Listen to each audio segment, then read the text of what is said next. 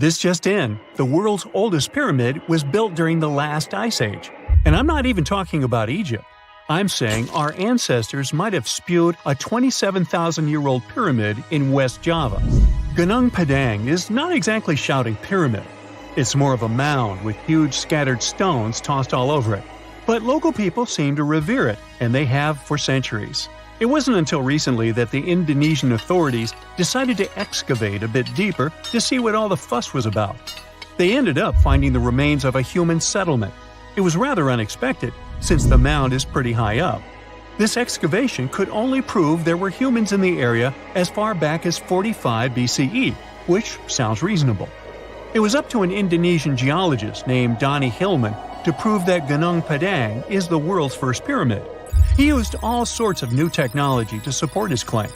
Our guy used carbon dating, which digs deep into the earth and takes whole chunks of soil.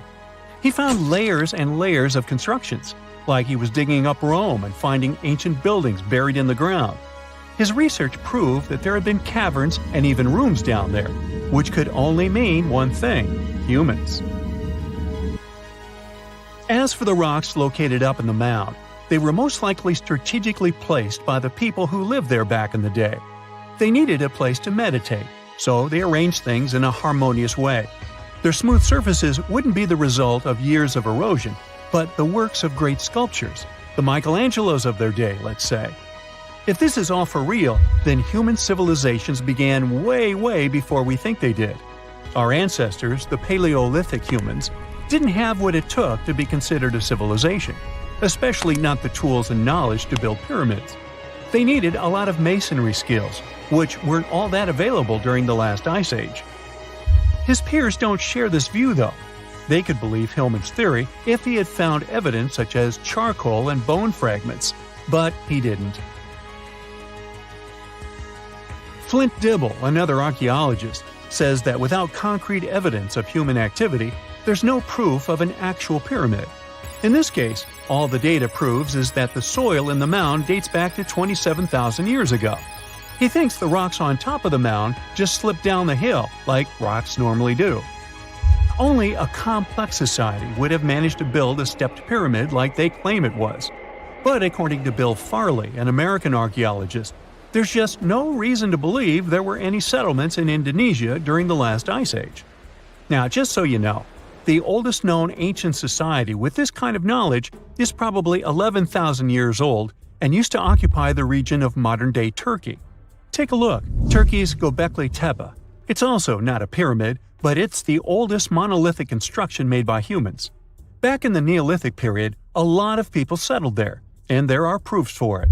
For example, the walls there are covered in ancient drawings of clothing and wild animals. Until recently, the title of the world's oldest pyramid went to a three-sided construction known as the Djoser Pyramid in Egypt. Djoser is located just a few miles south of the Giza complex in a town called Saqqara. It made its way to popular culture more than once. In the 18th century, it became a common feature in European paintings. Young men from the cultural elite did a grand tour around the world, and Saqqara was at the top of their list.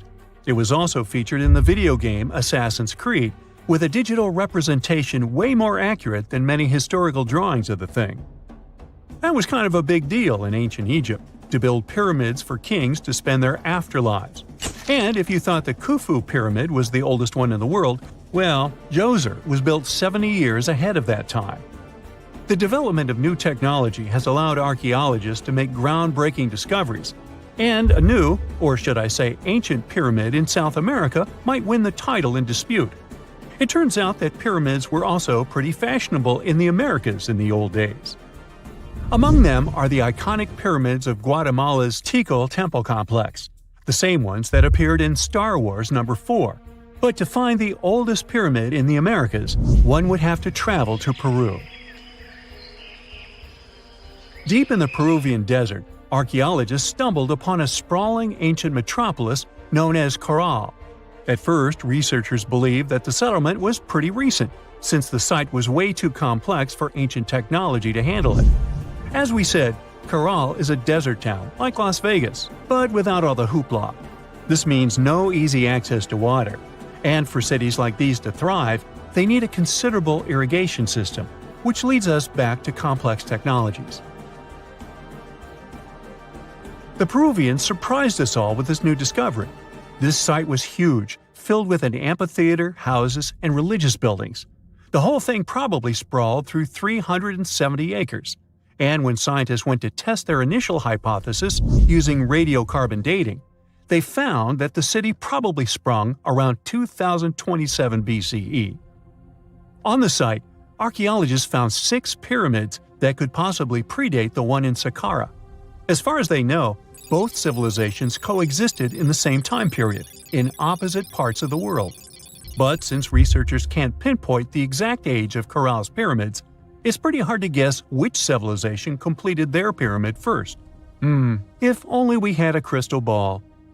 Now, it just so happens that the shape of a pyramid is something that nature is able to produce all on its own, leaving us modern-day humans a bit confused.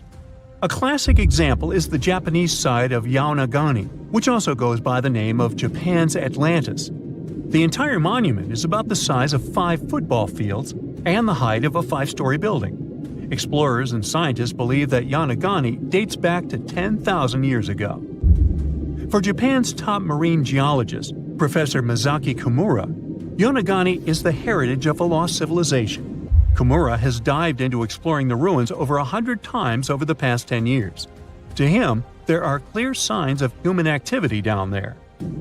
Check out this triangular-shaped pool on the monument's surface. Kimura thinks it's actual proof of humans, because this triangle-shaped concave is a historical symbol of water fountains in the region. As it happens with a lot of these cases, not all scientists are convinced the same. For many, Yaonagani is probably the result of thousands of years of erosion, and the fact that the monument is composed of one massive rock leads them to believe it is not really human-made.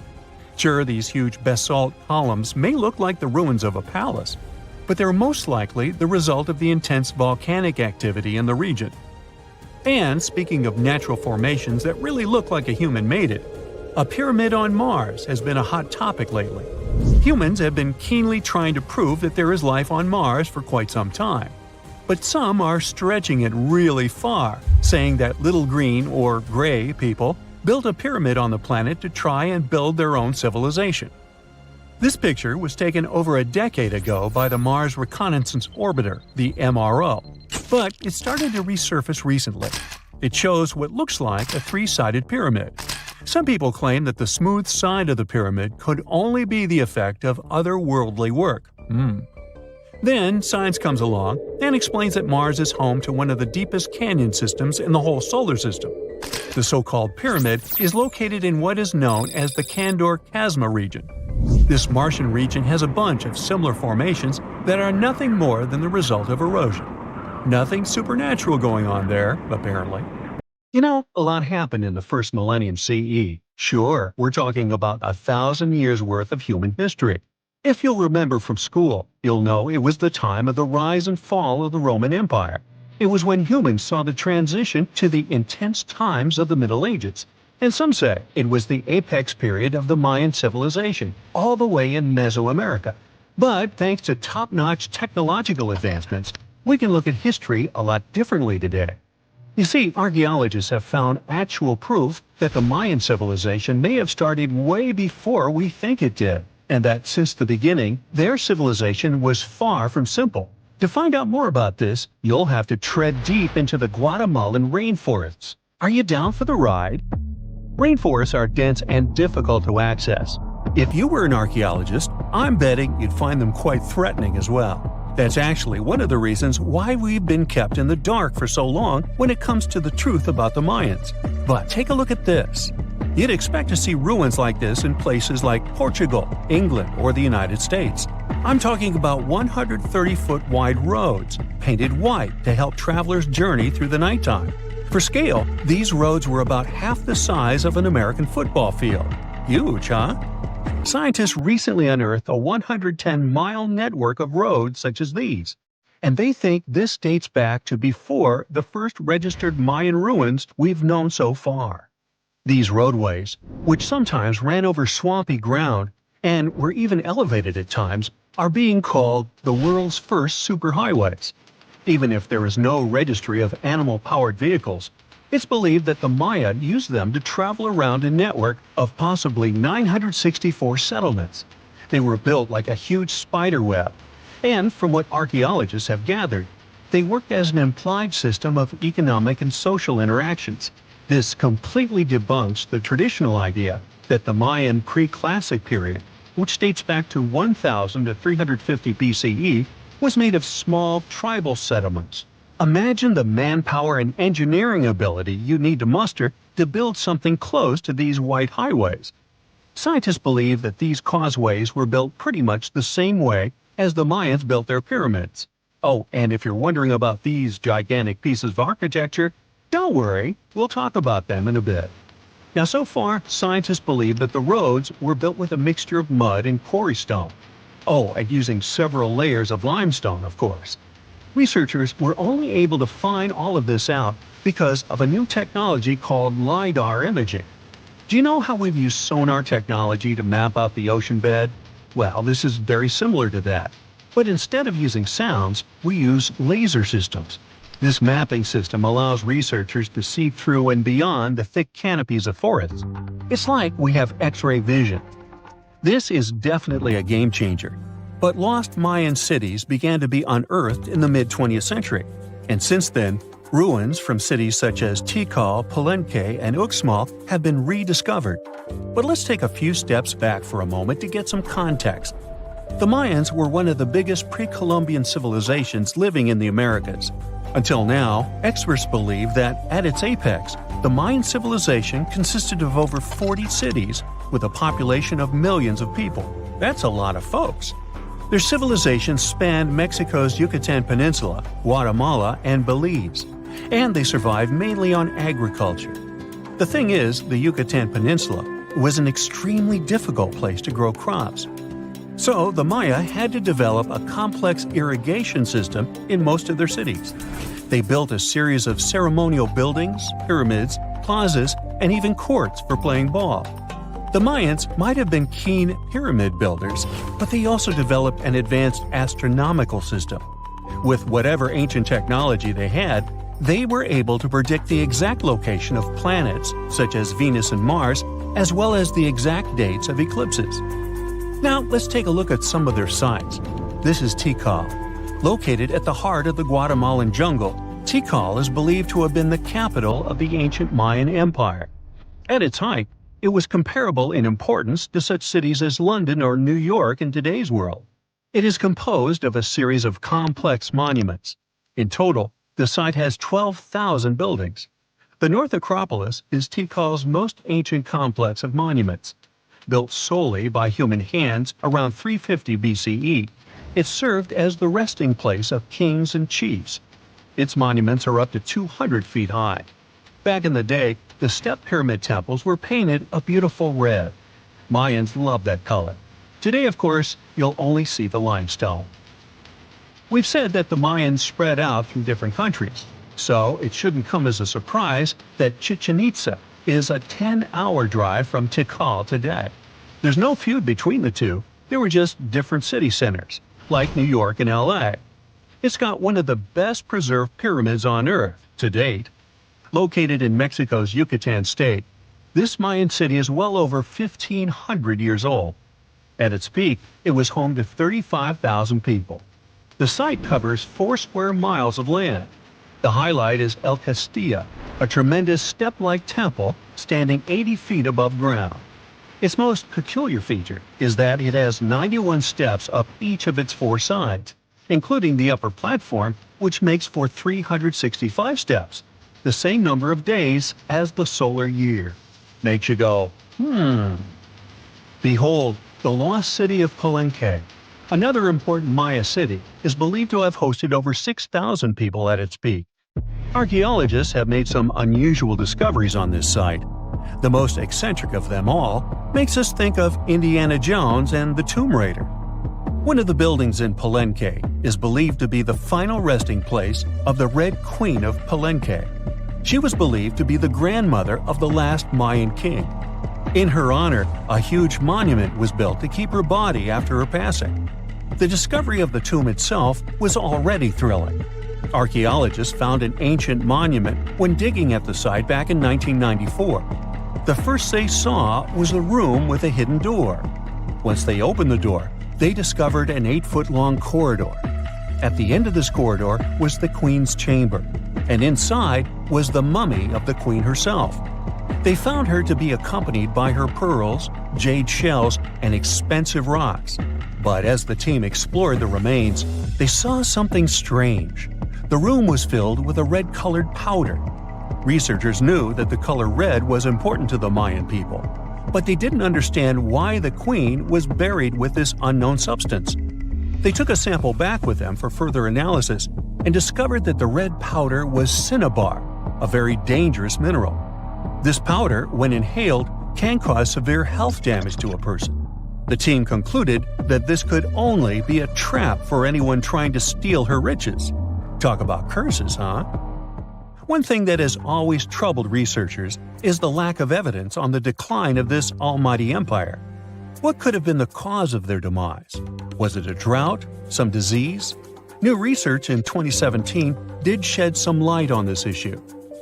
Using data from a site called Ciabal, located southwest of Tikal, scientists analyzed radiocarbon data from ceramics and archaeological excavations to extract new information about the unexpected passing of this great civilization. The information shows that, instead of a sudden collapse, the Mayans most likely fell in waves of social instability and political crises. These events are believed to have deteriorated Mayan city centers and began causing the dispersion of the Mayan population. So, what's your take on the end of this story? Rekat structure is a giant formation in the Sahara that looks exactly like a giant bullseye.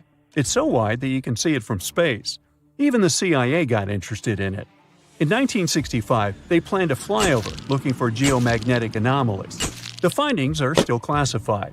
Perhaps the theories are true, and this place is truly the lost city of Atlantis. Now, Atlantis supposedly sank beneath the waves, but recent discoveries are pointing us in a different direction. This is an ancient story that goes far back in time, and Plato was the first to mention it. The place had loads of greenery and a curious structure: 3 concentric circles of land surrounding 2 circles of water. 2 key quotes from Plato's writing suggest that Atlantis might not have been a typical island in the middle of the ocean. Plus, Atlantis had a major influence from Africa and Europe, challenging the idea of it being in the Atlantic. It turns out that the Eye of the Sahara and Atlantis look alike. When astronauts saw the Eye of Sahara from above, they initially suspected a meteorite impact crater, but the rings of the structure matched the layout described of Atlantis. More importantly, the Sahara wasn't always a desert. It turned from a tropical region into a desert around 11,000 years ago. Researchers found evidence of a massive river called the Tamaracet that could have sustained a community.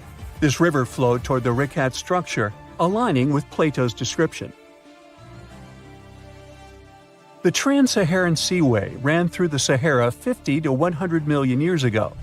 The sea allegedly destroyed Atlantis around 11,500 years ago, likely due to a rapid rise in sea level caused by the end of the Ice Age. NASA's worldview imagery shows patterns consistent with this theory. Those concentric rings might be a key to unlocking the secrets of our planet's evolution over millions of years. They're shaped by erosion on resilient rock layers, creating a spooky pattern of ridges and troughs. The central peak stands proud at 1,300 feet. The central part has undergone a significant erosion makeover, revealing a circular structure with a raised peak.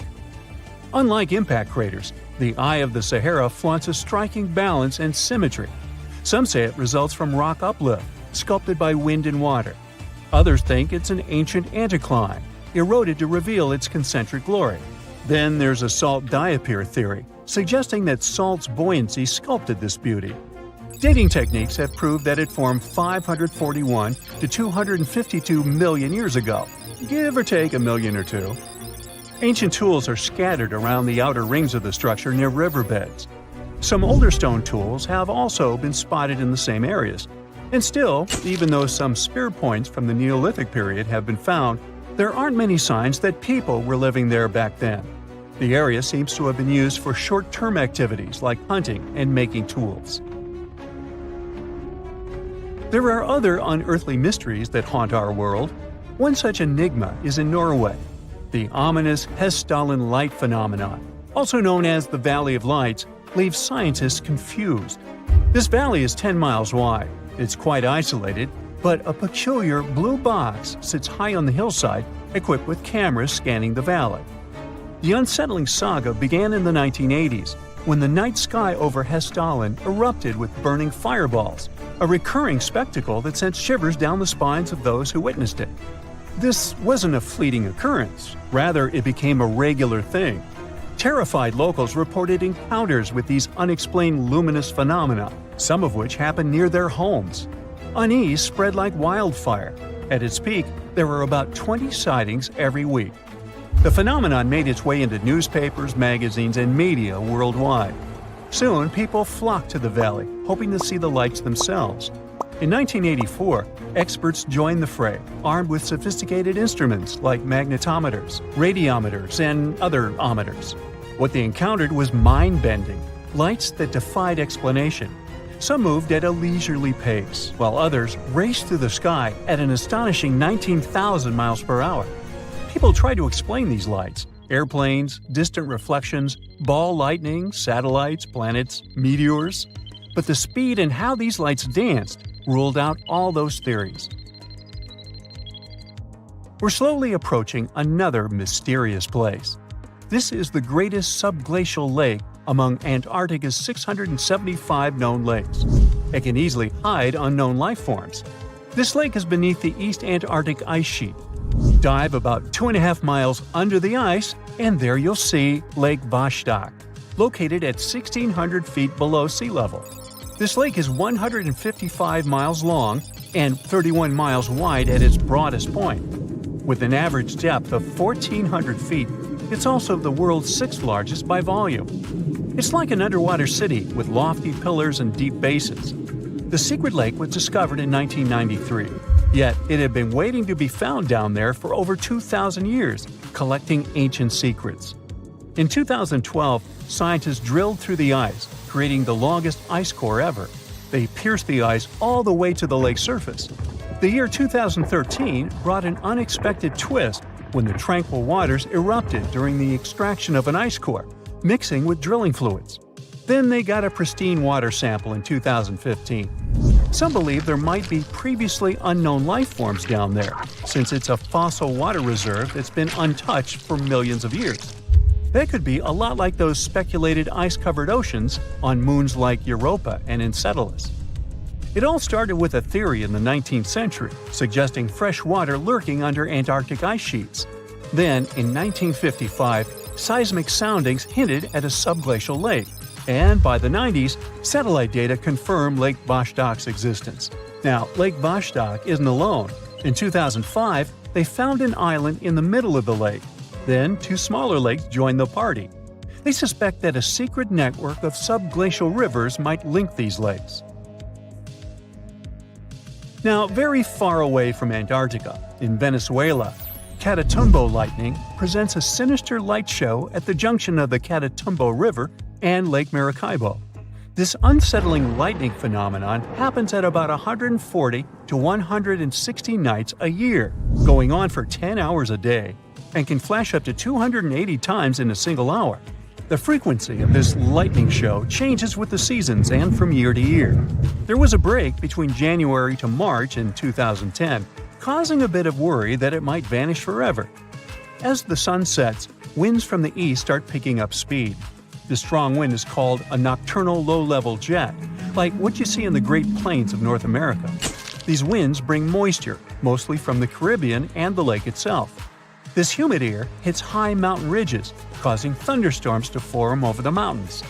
Thanks to the ongoing wind situation, more thunderstorms appear as the night goes on. This pattern repeats itself, and is why this area has the highest annual lightning rate globally. The next place scientists cannot explain is in China. That is the Longyou caves. They have lofty slanted roofs and sturdy pillars. The spot remained hidden for centuries. These human-made caverns, built around 2,000 years ago, decided to reveal themselves only in the 90s. Local farmers drained some ponds and unveiled 5 massive caverns. Further digging exposed an additional 19 smaller caves. They range from 60 to 110 feet in width and 26 to 50 feet in height. Archaeologists found historical relics from the reign of Emperor Juan of Han, dating back to over 2,000 years ago. Now, how did these caves survive for more than 2 millennia without falling apart? No ancient records explain the way they were crafted either. The walls show chisel marks, hinting at some layer-by-layer chiseling action, but the exact construction process is still a head-scratcher. Imagine discovering an ancient city without leaving the comfort of your home. In 1963, a man in the Nevşehir province of Turkey did exactly that. He was renovating his house. He knocked down a wall in his basement and found a mysterious room. He continued digging and saw a tunnel. This is how Derinkuyu underground city was found. Derinkuyu is one of the deepest multi-level underground settlements of Cappadocia and in all of Turkey. This engineering masterpiece has 8 levels. The inhabitants living on those floors had access to cellars, storage areas, chapels, a school, a study room, and other structures. All floors are connected by an extensive network of tunnels. It's believed that the underground city was built as a shelter. You can't see the construction from the outside. Its depth is approximately 279 feet. The complex was large enough to shelter about 20,000 people, plus their livestock and food supplies. There's also a 180-foot ventilation shaft. People used it both for ventilation and as a well. The well supplied water both to the villagers living on the surface and to those hiding in the underground city. Interestingly, those living on the bottom levels were able to cut off the water supply for the upper and ground levels. This kept the water safe from potential poisoning. The place was designed for protection. The tunnels could be blocked from the inside with huge round rolling stone doors. The passageways were extremely narrow. Potential invaders had to enter the tunnels one at a time. Seems like they thought of everything in the 7th century BCE. Archaeologists believed the Phrygians were the ones who first built the levels. After them, the structure was used and enhanced in Roman times. This was when the chapels were added. The golden time of Derinkuyu, however, was during the Byzantine era. But how did these people manage to create such tunnels? Well, the rock they carved them into wasn't usual. It was soft volcanic rock. It appeared due to a geological process that began millions of years ago. Volcanic eruptions covered the area in thick ash. It then solidified into this soft rock. When the natural forces of wind and water eroded softer parts, only hard elements remained. Fun fact, fairy chimneys are also made of intricately shaped volcanic soft rock, but they formed naturally without any human intervention. I'm still in Turkey, but this time, my destination is Çanakkale, where a myth came to life. For 3,000 years, people believed that Homer's Iliad was fiction and that Troy never existed. In 1863, everything changed. Expatriate Frank Calvert discovered ancient ruins in western Turkey. He was convinced they belonged to the ancient city of Troy. Heinrich Schliemann examined this area in 1868. That's when Troy saw sunlight again after all those centuries. Troy has complex layers. Over the years, 9 ancient cities were built on top of one another. Historians say that the area was strategically located between Europe and Asia, so it became a prosperous trade and cultural center. This strategic position made Troy attractive throughout history. After the Trojan conflict, the city was abandoned between the years 1100 to 700 BCE. Then Greek settlers rediscovered the area, and Alexander the Great ruled there. The Romans then invaded the city. Speaking of this event, the first thing you would see when visiting the site is a replica of the wooden Trojan horse from a movie shot in 2004. The next stop is Lothal. In the 1950s, Lothal and several other Harappan sites were discovered in India. These new provinces extended the boundaries of the Indus Valley civilization. Lothal was an important part of the Harappan civilization. It had vast cotton and rice fields. Plus, it had a bead-making factory. Beads were made from semi-precious stones, like agate. Many of these beads were later found in Mesopotamia, which serves as evidence that Lothal was a thriving trading port. Archaeologists believe that the city was part of an ancient trade route. Traces of agriculture? Check. Traces of trade? Check. What else? The remains of residential buildings, streets, bathing pavements, and drains. Some real city planning, and impressive examples of early urbanization. The town was well constructed. There were modern houses. Some of them had 6 rooms, bathrooms, a large courtyard, and even a veranda. Lothal also had the world's oldest known dock. It linked the city with the Sabarmati River and the trade route. The ancient Mayan city of Kalakmul is located in southern Mexico in the tropical forest of the Tierras Bajas. From 500 CE to 800 CE, Kalakmul was home to over 50,000 people. There was a central plaza surrounded by outer districts. And if we count both the inhabitants of all those outer areas and those who lived in the center, Kalakmul had a population of more than 1.5 million people. It was a city that was habitable for 12 centuries. It's believed that the place had more constructions than any other excavated Maya settlements in the region. After 1000 CE, the Maya civilization there faced a downfall. The settlement that was once the center of Mesoamerica was almost completely abandoned. The ancient city was at the heart of the second largest tropical forest in America. The site is well preserved, so today, if you were to visit it, you would be able to picture what life looked like in ancient Mayan times. The city remains include architectural complexes and sculpted monuments, defensive systems, quarries, water management features, agricultural terraces, massive temple pyramids, and palaces, not to mention a variety of body ornaments and other accompanying objects. It proves that complex state-organized societies lived in this tropical forest. The Mayans depicted nature in their paintings, pottery, sculptures, rituals, and even food. I'm moving on to a place people thought didn't really exist. The city of Thonis Heracleion appeared only in a few inscriptions and ancient texts. Turns out, it was waiting to be discovered for thousands of years. Scientists searched the majority of the coast of Egypt. But then, archaeologist Frank Gaudio and his team detected a colossal face looking at them from under the water. The ancient city of Heracleion was discovered completely submerged 4 miles off Alexandria's coast. In the ruins of the lost city, there were 64 ships, 700 anchors, and a treasure trove of gold coins. Archaeologists consider a 16-foot tall statue and the temple remains the most important findings discovered by the expedition. Back then, the city had ceremonies and celebrations that took place in the Temple of Amun. The ruins and artifacts were made from granite and diorite, so they were in good condition even after having been in contact with water for centuries. They give people a glimpse into what life was like 2,300 years ago in one of the most important trade ports of the world. The city had a network of canals. You can think of it as an ancient Egyptian Venice. The canals linked many separate harbors and anchorages. Towers, temples, houses, and other structures were also linked by bridges.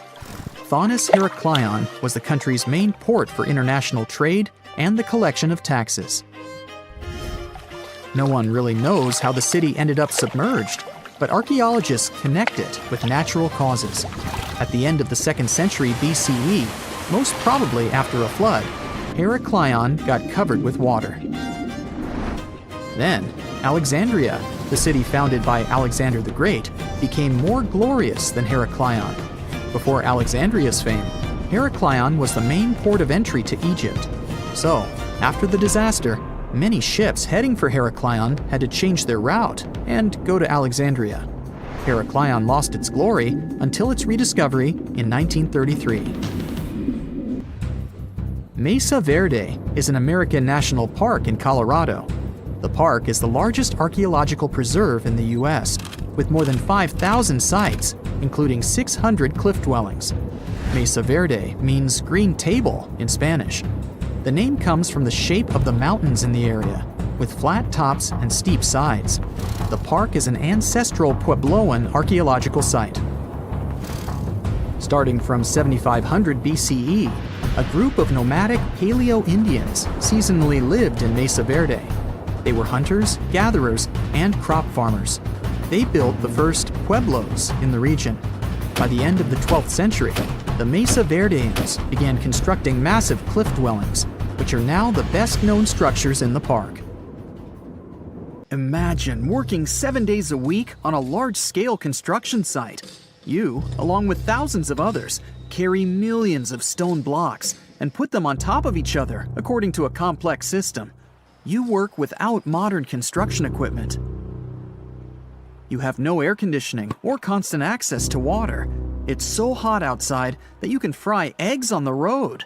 You've been building the pyramid for decades, and now, when it's finally done, you enjoy the result of the colossal work of thousands of people. You're looking at a giant cultural monument of global value that will freeze in time and amaze people for tens of thousands of years. A few thousand years have passed.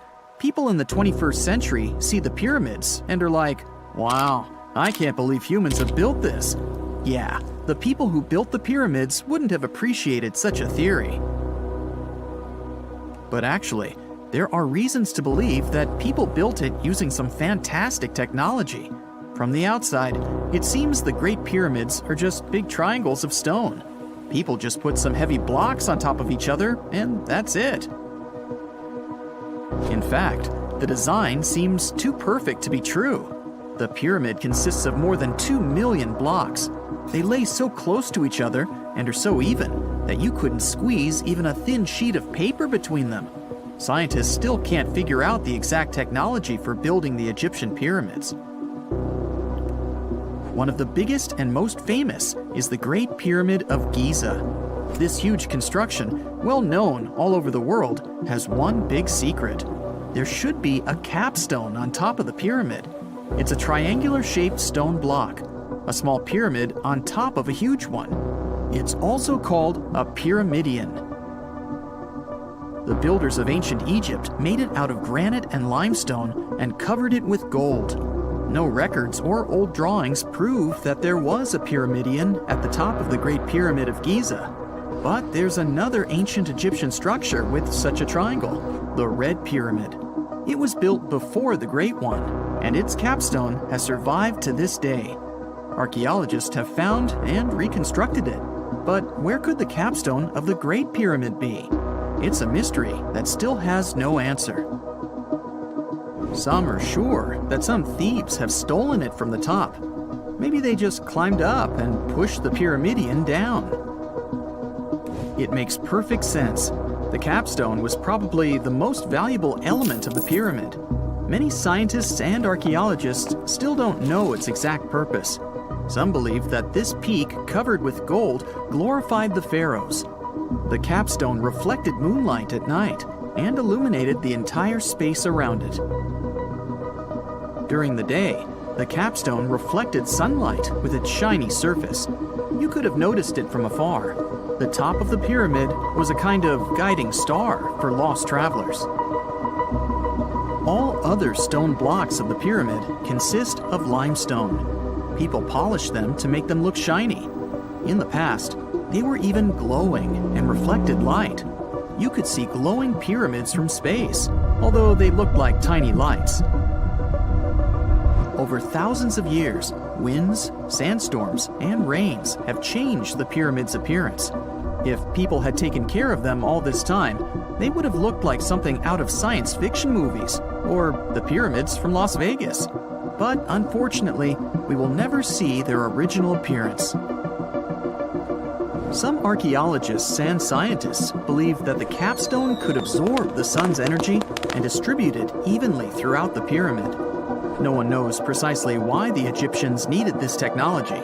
There's a theory the pyramids are ancient energy systems. The pharaohs applied this energy to use some unique technologies that were more advanced than all the achievements of the 21st century. And the triangular shape of the pyramids was ideal for boosting this electromagnetic energy. In theory, solar radiation, or electromagnetic forces, accumulated at the top of the pyramid, filled the inner rooms, and then went down the walls to the base. Any surface distortion could prevent the flow from spreading, so they had to create a perfectly smooth surface. That's why they installed the blocks so that nobody could squeeze a needle or razor blade between them. Many people believe in this theory because they built the pyramids from limestone. This material can hold energy inside itself. In the inner part, they created granite deposits to cause air ionization, that is, to create an electric charge. They also dug channels under the pyramid for water to transmit electricity. And at the top, they put a gold capstone, the best conductor of electricity. So, this is how you get a great power generator. Different cultures used similar technologies to create electricity all over the world. But these are all theories. If it had been working, humanity would have used these technologies today. There are mentions of the metal industry, chemistry, engineering, physics, mathematics, and astronomy in some ancient records. Most scientists don't believe in all these things. We know the detailed stages of the technology's development in different cultures. In the 21st century, scientists, historians, and anthropologists can track the evolution of all modern devices. If people had created some technological inventions in ancient times, the history of the world would have looked different. Perhaps all the achievements of antiquity could have been wiped off the face of the earth by global cataclysms. And it can happen to us. Just imagine how people would dig up a laptop in 5,000 years. Perhaps they wouldn't understand what kind of device it is. Another Egyptian wonder surrounded by mystery is the statue of the Sphinx. The Egyptians carved it out of a single massive piece of limestone about 4.5 thousand years ago. But scientists still don't know the exact date of its construction or who built it. People painted the Sphinx in different colors, so it looked much brighter and more vivid in the distant past. It was shining just like the Great Pyramids. Anyway, time hasn't only changed its appearance, but its name too. Initially, the Egyptians called it Hore-Mekhet. The Greeks renamed it the Sphinx about a few hundred years after it had been built. The Sphinx emphasized the greatness of the rulers of Egypt. It also performed a symbolic function of a watchdog guarding the tomb of the pharaoh and the paths leading to it. This version sounds realistic, since archaeologists have discovered many secret entrances at the foot of the Sphinx. Perhaps these rooms and intricate tunnels lead to underground halls with treasures. And treasures don't always mean gold and jewelry. According to legends and theories, the Sphinx guards the Hall of Records, the storage of all humankind's knowledge. The information about the ancient mythical state of Atlantis could be there. You can find many detailed maps of the internal dungeons of the Sphinx on the internet. They show structures 12 stories deep under the statue. It looks like a small city filled with gold, scrolls of knowledge, and various ancient artifacts. But don't believe all these maps. These are just theories. Several thousand years have passed, but people have very little information about it. Archaeologists know that there are still many strange and exciting things about the Sphinx that are still undiscovered. Some locals are afraid to research because they believe they can awaken something terrible from the underground depths. Therefore, it's mostly scientists from other countries who conduct the excavations. In 1998, scientists discovered strange tunnels leading to empty rooms under the Sphinx. They realized that some people tried to get there through tunnels in the past, and maybe those people took all the treasures that were there. One of the legends says that some powerful artifact lays beneath the Sphinx. Its technology can change the whole world, but the locals are hiding it because it can damage the planet. Some believe that you can find evidence of unknown technologies painted on the granite walls in the pharaohs' tombs. But most likely, these paintings and signs tell us the myths and legends of ancient Egypt. But what if Egyptian symbols and drawings are detailed instructions for using ancient technologies? What if the locals that lived at that time thought, people in the future won't be able to get energy themselves. Let's leave some detailed instructions for them. Anyway, there are many riddles and theories. In reality, the search for answers is a dangerous undertaking, since it's not easy to get into the underground halls. Excavations can ruin the structure of the entire Sphinx. Any person inside the tunnels may get lost and never be able to find their way back. Besides, it costs a lot of money. Now, what would be awesome is if people could invent some device that could scan underground areas and show their detailed models. Can you tell me what date it is today? Piece of cake. You just look at your smartphone and voila, you immediately know the day, month, and year. But was it always this easy to tell the date? Did the ancient people even have the concept of a year that lasts 365 days? Yes and no. Mayan calendars had cycles. That's close to what we call a year. But the Mayan cycle was much longer, 819 days. And this is where the mystery begins. 819 days compared to what? When does this calendar begin, and when does it end? Scientists were asking themselves this question for decades. They discovered and deciphered the Mayan calendar during the 1940s. Recently, two American scientists, John Linden and Victoria Bricker, came forward with a solution. So, what did they do differently from their predecessors? The duo deciphered the code by broadening their thinking. They expanded the calendar from 819 days to full 45 years. That's 20 times longer than the original cycle. And a pattern started to emerge. This was a major breakthrough because the Maya told time in a complicated way. You can forget about the easy-to-read Arabic numerals we have today. These ancient people used glyphs. These are tiny images that represent characters. Something like the icons on your desktop or universal symbols. When you see a little dot with 3 curved lines above it, you know there is a Wi-Fi network available. The Mayan calendar used glyphs that represented animals or natural phenomena. For example, there were symbols for a jaguar and an eagle. Each glyph marked one day. Each cycle is repeated 4 times, 8 and 19 x 4. Let's call these 4 cycles blocks. The Mayas colored each block differently. Scientists thought these colors corresponded to the 4 cardinal directions. Red was east, white, north. West was black, and finally, yellow marked south. But then the 1980s came. Yeah, this was a weird decade. The calculations were all wrong. Researchers determined that the colors were associated with the position of the sun in the sky. It turned out that the color yellow represented the highest point of the sun, which is called a zenith. White was the lowest point, called the nadir. It seems that the calendar showed just how good the ancient Mayas were at astronomy. This is most evident at Chichen Itza. This principal Mayan city is located on the Yucatan Peninsula, Mexico. There stands an impressive step pyramid. It is dedicated to the feathered serpent deity, and its alignment is perfect. Something marvelous happens here twice a year, during the equinoxes, March and September. These are the times when the sun shines directly over the equator. On these 2 dates, the day and night last the same. At the site of the pyramid, sunlight first illuminates the sculpture of the serpent head at the base of the structure. Then it makes its way up the 91 steps. This creates the illusion that a snake is slithering down the pyramid. Even today, people gather to witness the sight. And it must have been more impressive when the Mayas completed the structure 1050-1300 CE. Do you know what a synodic period is? Neither do I. But Mayan astronomers did. A synodic period is the time that passes before a stellar body does a full lap. For example, this is the period between 2 full moons. When you look from Earth, this period lasts roughly 30 days. And the Mayas were looking at the skies non-stop. They carefully noted the synodic periods of all planets. From Venus to Saturn, these ancient astronomers kept records of nearly all celestial bodies. But what does this have to do with their calendar? The American researchers' calculations revealed the link. Let's take the planet closest to the Sun as an example, Mercury.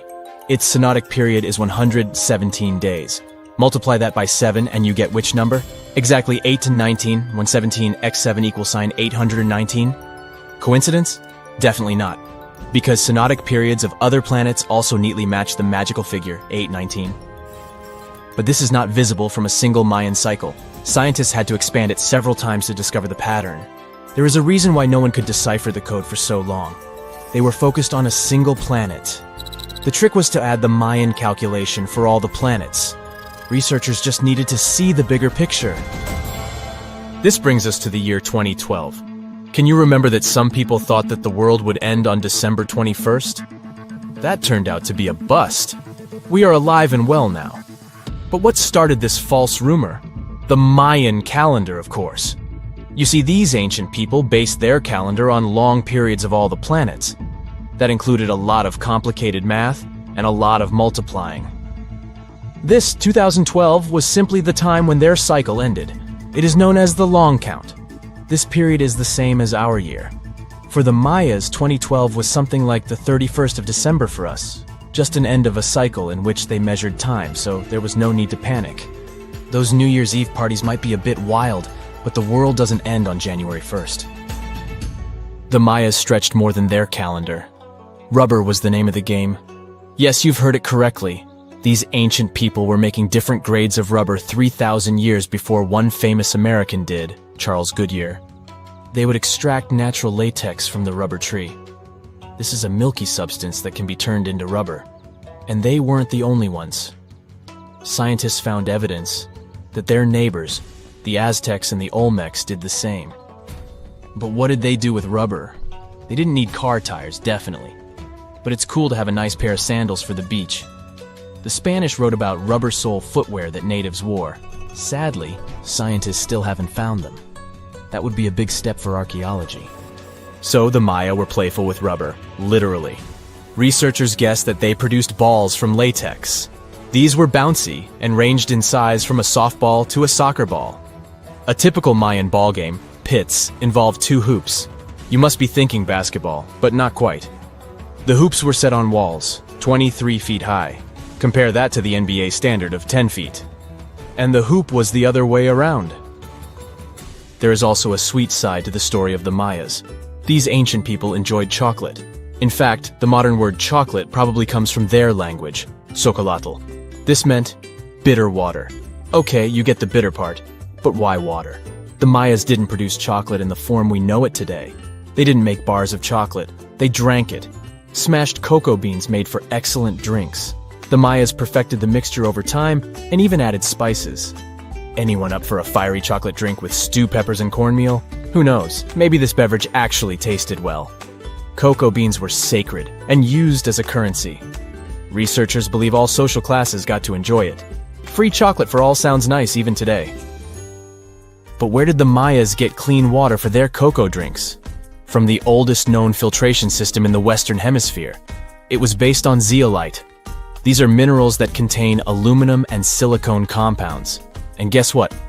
Modern air and water purifiers still use this material. Mayan tech wins yet again. Back in Europe, Roger Bacon developed a sand filtration system in 1627, some 1,800 years after the Mayas. But what about regions without rivers, lakes, or springs? Mayan engineers had it all figured out.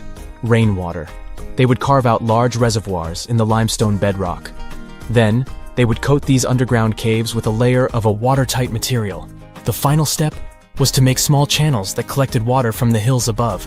Scientists estimated that just one of these reservoirs could hold on average 10,000 gallons of rainwater, enough to fill 55 modern hot tubs. There's this interesting ancient site near St. Louis, Missouri, that a lot of people don't know about. It's called Cahokia, and it used to be a huge city with up to 20,000 people living there back in the 11th century. It's full of these massive earthen mounds that were built by hand, and the biggest one is still there today, at the Cahokia Mound State Historic Site. Even though we don't know everything about this civilization, researchers have been able to piece together some information from the remains they've found. For starters, they found some pretty old teeth at this site. After studying their appearance and structure, Scientists suggest that a lot of different indigenous groups lived there. About a third of them came from other areas in the middle of the continent, which they figured out by studying the different levels of various substances in the teeth. And get this, the way the mounds are arranged shows that this was actually a planned-out city, not just a bunch of villages grouped together. The rulers lived on top of the mounds, while everyone else lived in other structures. It's amazing to think that they were doing things like farming, hunting, logging, pottery, and weaving, all within this one giant city. Right in the middle of Cahokia, there was this giant mound that was about 100 feet tall, and around it, there was this huge wooden fence. Inside the fence was the city center, which had a big open space called a plaza. Archaeologists think that the plaza was designed to represent the 4 cardinal directions of the world. It was like the people who built it wanted to create a place that was in harmony with the universe. The center of the city was where they held ceremonies and events, and it was such a big deal that people from outside Cahokia would come to be a part of them too. What became of this city? Hard to tell.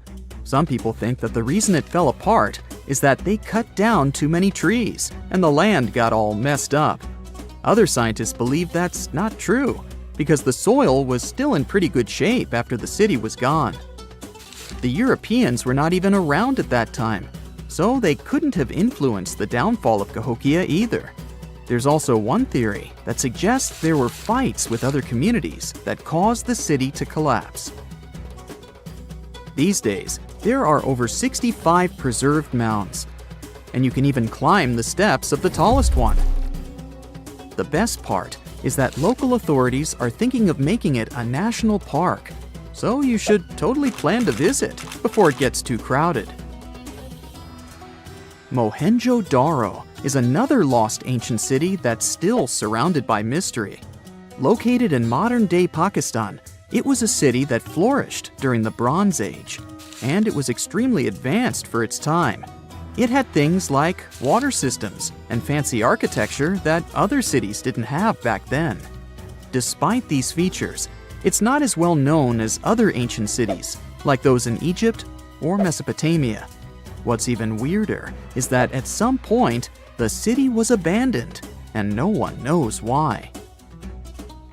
Archaeologists found the city in 1911, but it took a while for them to realize how important it was. Eventually, they uncovered a lot of really interesting things about the city, like its advanced sanitation system.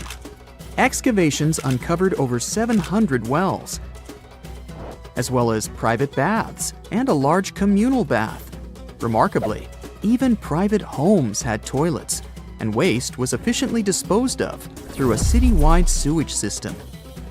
They also had a lot of trade connections and made some really beautiful objects, like pottery, jewelry, and figurines that were sold all over the region. Despite its amazing culture and knowledge, scientists have yet to figure out why the city was abandoned. Some people think changes in the nearby river might have had something to do with it. The writings that the people of Mohenjo Daro left behind are still a complex code, even for the most skilled specialists, making it even harder to piece together their history. Have you heard of the lost city of Kolmanskop? It used to be a small settlement in the Namib Desert.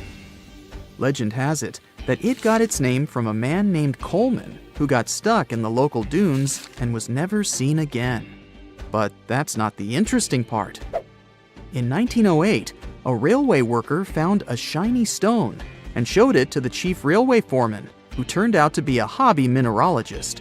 They discovered it was a diamond, and soon, Kolmanskop became the richest town in Africa and one of the richest places in the world.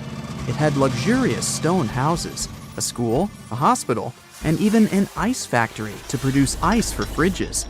The hospital had the first X-ray machine in southern Africa, which was supposedly used to check if workers were illegally swallowing diamonds.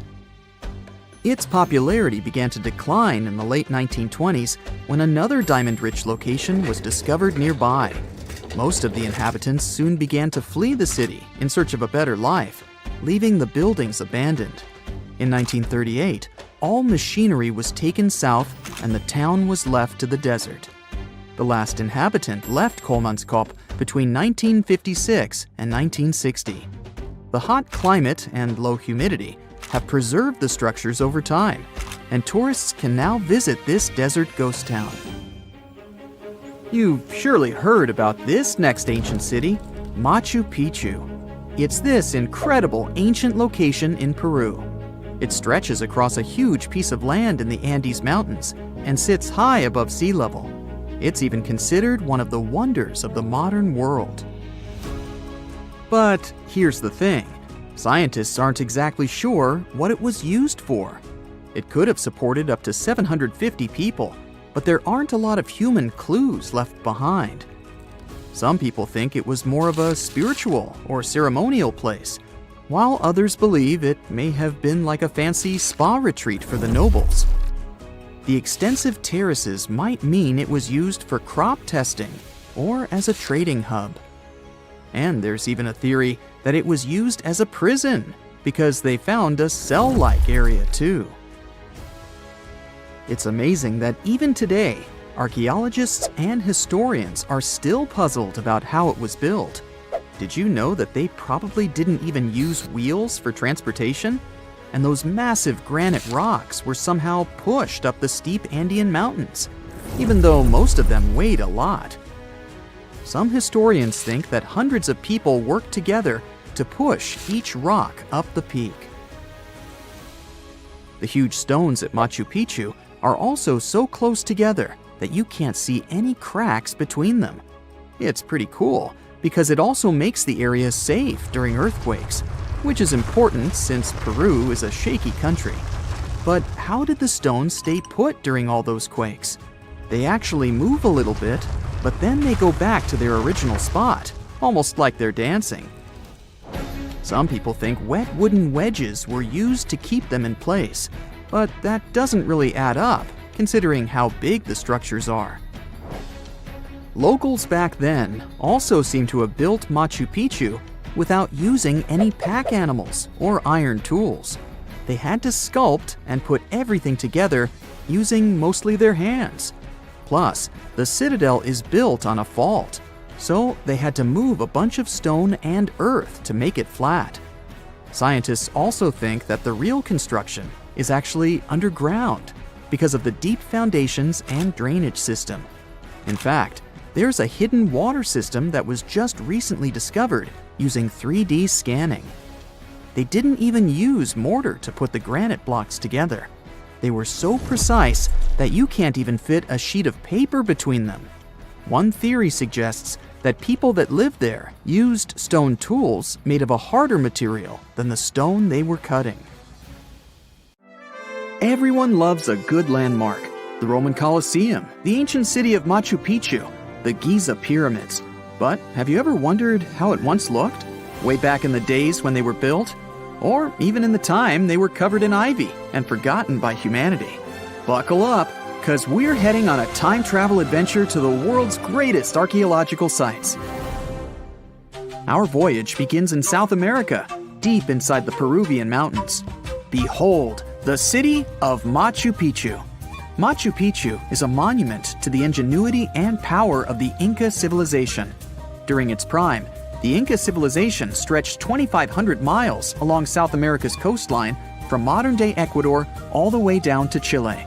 And Machu Picchu was located at the heart and center of it. The historic site was constructed at around 7,000 feet above sea level, more or less around 1450 BCE. The gated city consisted of around 150 buildings made of stone. The Incas managed to build temples, houses, and even a complex aqueduct system to irrigate the entire town. And yes, they did all that without the help of wheels or any instrument made of iron. The housing model is somewhat similar to stone houses we see nowadays, with the difference that the Incas didn't use any cement to stick together the blocks of stone.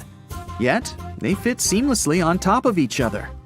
Not only that, the Incas must have developed a rudimentary yet effective anti-earthquake technology, since, in the event of a quake, the rocks would shake without falling out of place. If Machu Picchu had been built today, it would have cost over $70 million to finish the entire thing. The purpose of the site is still a mystery to many historians. Theories suggest that it could have been built as a ceremonial site, a safety base for the Inca people, or even a retreat for royalty. What we know for a fact is that in the 16th century, 100 years after Machu Picchu was built, its population abandoned it, with tree roots taking over the majority of the site and keeping it hidden from humankind for over 4 centuries. It wasn't until the 20th century that the world was reintroduced to Machu Picchu when a Peruvian farmer led Yale University professor Hiram Bingham III to visit the site. Since then, Bingham and many other explorers dedicated their lives and research to studying the archaeological wonder of Machu Picchu. Now, for the next stop on our time-traveling vehicle, the city of Pompeii in Italy. Pompeii has crowded our collective imagination for many years. The eruption of the Mount Vesuvius volcano in 79 AD and the destruction of an entire city is hopefully not something that will happen again.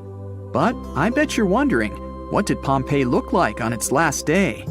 It took 18 hours for Pompeii's streets, markets, houses, and forums to be buried under millions of tons of volcanic ash. Thanks to some clever scientists, we discovered that the lava and ashes that covered Pompeii on its very last day actually helped to freeze the city in time. Different from ice, the cloud of ashes did not preserve the city intact, but as the items disintegrated over 2,000 years, they left voids under the earth. Archaeologists found that if they filled these voids with plaster, the shape of the buried city would soon reveal itself. And that's exactly what happened. Of course, it was nothing like the bustling city of 12,000 people that had existed for many years before the fateful eruption. Pompeii was a vibrant and rich municipality. The site's ruins revealed that many areas of Pompeii boasted impressive houses, some with balconies, which was a sign of great wealth at the time. And, believe it or not, even some artworks survived the eruption. Archaeologists found well-preserved frescoes and murals of mythological creatures, all indicating that members of the high society lived there. Ruins show the city even had thermal baths and showers made with luxurious materials. Oh, and apparently, the people of Pompeii had amazing teeth. Yes, archaeologists could see even that tiny level of detail from the plaster molds they recovered from underground. Still in the Italian territory, we find one of the world's biggest tourist attractions, the Roman Colosseum. It was built as an amphitheater during the reign of Emperor Vespasian, around 70 AD. It wasn't until 80 AD that Vespasian's son, Emperor Titus, inaugurated the Colosseum. The monument was something to behold, with 157-foot-tall walls, over 80 entrances, and the capacity to host 87,000 people. All social classes and groups were welcome at the Colosseum, and this partly explains why it flourished for so many centuries. During the decline of the Roman Empire, around the 6th century AD, the Colosseum started being neglected and abandoned. The monument was looted, and some of its columns and stones were used to build infrastructure elsewhere. Only 1/3 of the original Colosseum still remains, and if it's big now, imagine what it once was. Greece was home to one of the world's largest empires. At the height of this empire, literally and historically speaking, more or less 2,400 years ago, the Greeks built a citadel known as the Acropolis. The Acropolis, which is composed of historical buildings, is considered to be one of the biggest landmarks of Western civilization to date. Tourists that visit the capital city of Athens today may be faced with yellowish and broken pillars of the Parthenon standing way up high in one of the city's hills. But way back when it was built, between 447 and 432 BCE, the imposing and majestic Parthenon was purely white, as the entire monument was built with gleaming white marble. The statues inside were made of gold.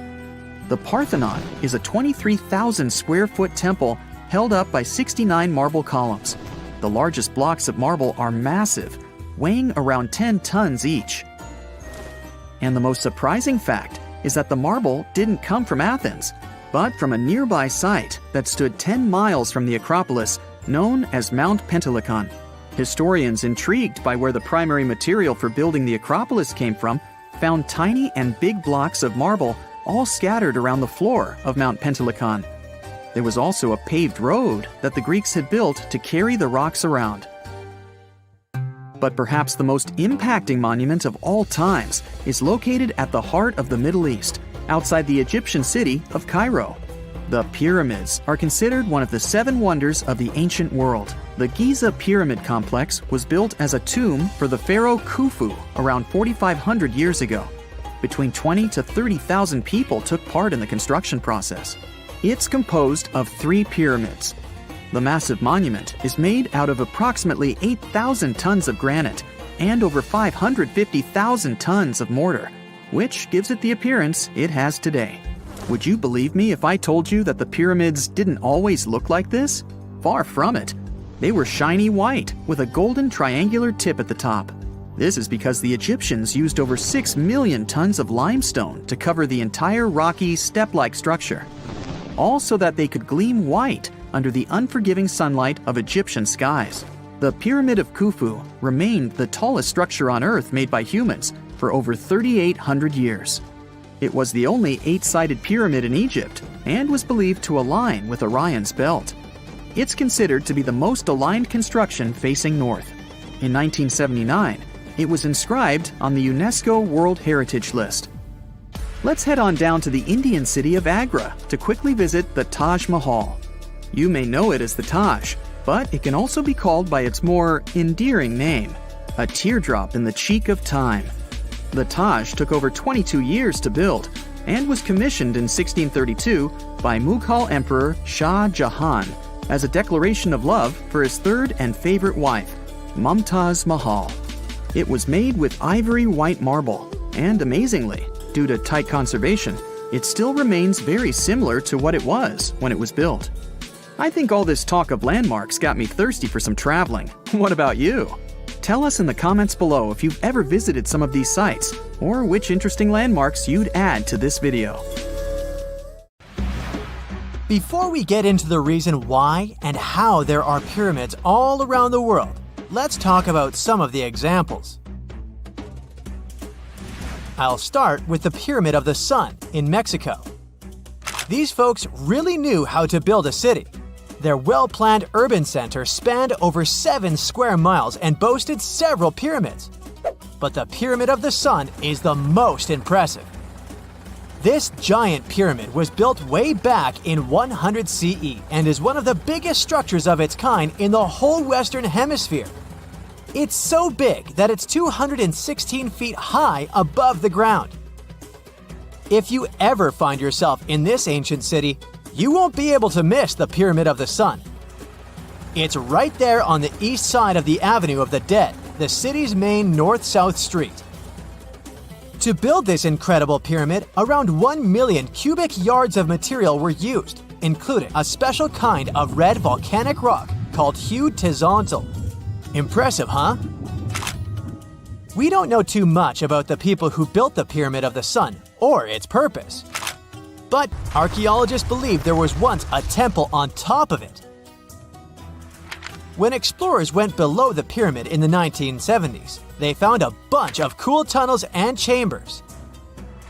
In 2011, they even found a secret stash of clay pots, obsidian pieces, animal bones, human figurines, and a mask.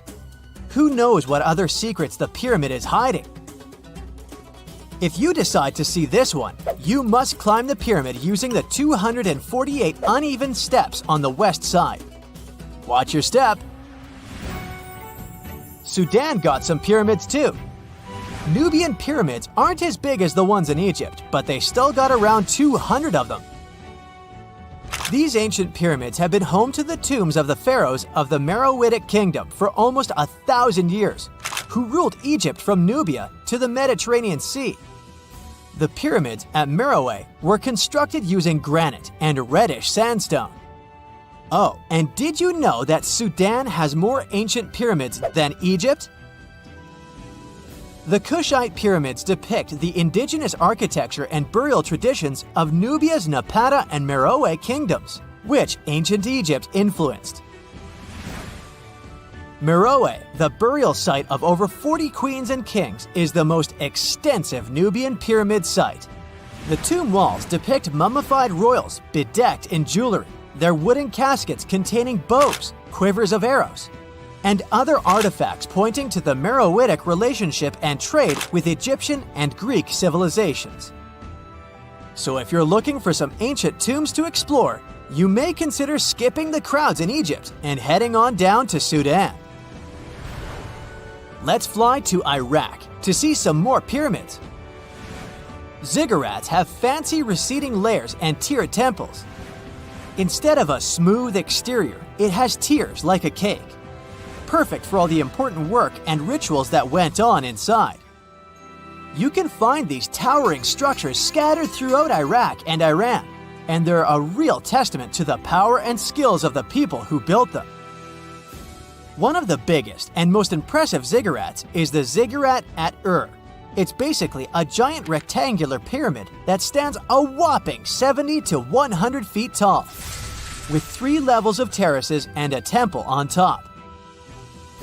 Can you imagine how many baked bricks it took to build that thing? Try 720,000 for just the lower portion. This particular ziggurat was built for Sumerian king Ur-Nammu. Similar to other ones, this pyramid has been around for thousands of years, so it got a little rough around the edges. Thankfully, the Babylonian king Nebuchadnezzar II and some archaeologists came to the rescue in the 6th and 20th centuries respectively, and now you can find this near Talil Air Base. The ziggurat at Ur was built in 2100 BCE by King Ur-Nammu for the moon deity Nana. It was the tallest building in the city, and you could see it from miles around. It was like the medieval cathedral spire of its day. People would come here to bring their agricultural surplus and get their food allotments and seek spiritual nourishment. Sadly, the Nana temple at the top of the ziggurat didn't survive, but we do have some blue glazed bricks that may have been part of its decoration. The lower parts of the ziggurat are pretty amazing though. The architects even included holes in the temple's baked exterior to let the water evaporate from its core. Since we explored some of the pyramids on our planet, let's take a broader perspective. They can be found in many parts of the world. Egypt has over 100 pyramids, double that number in Sudan, and dozens of others are scattered in the Middle East and China. The Americas have the most pyramids in total, with more pyramids than the rest of the world combined. These pyramids are located in Mexico, Guatemala, Honduras, and El Salvador. Time to know more about the evolution of pyramids through history. The oldest pyramid is in Egypt. This pyramid was a step pyramid, which was created by placing one layer of stone on top of another. The pharaoh Sneferu is credited with creating the pyramid shape we recognize today. During his 45-year reign, he built 3 pyramids.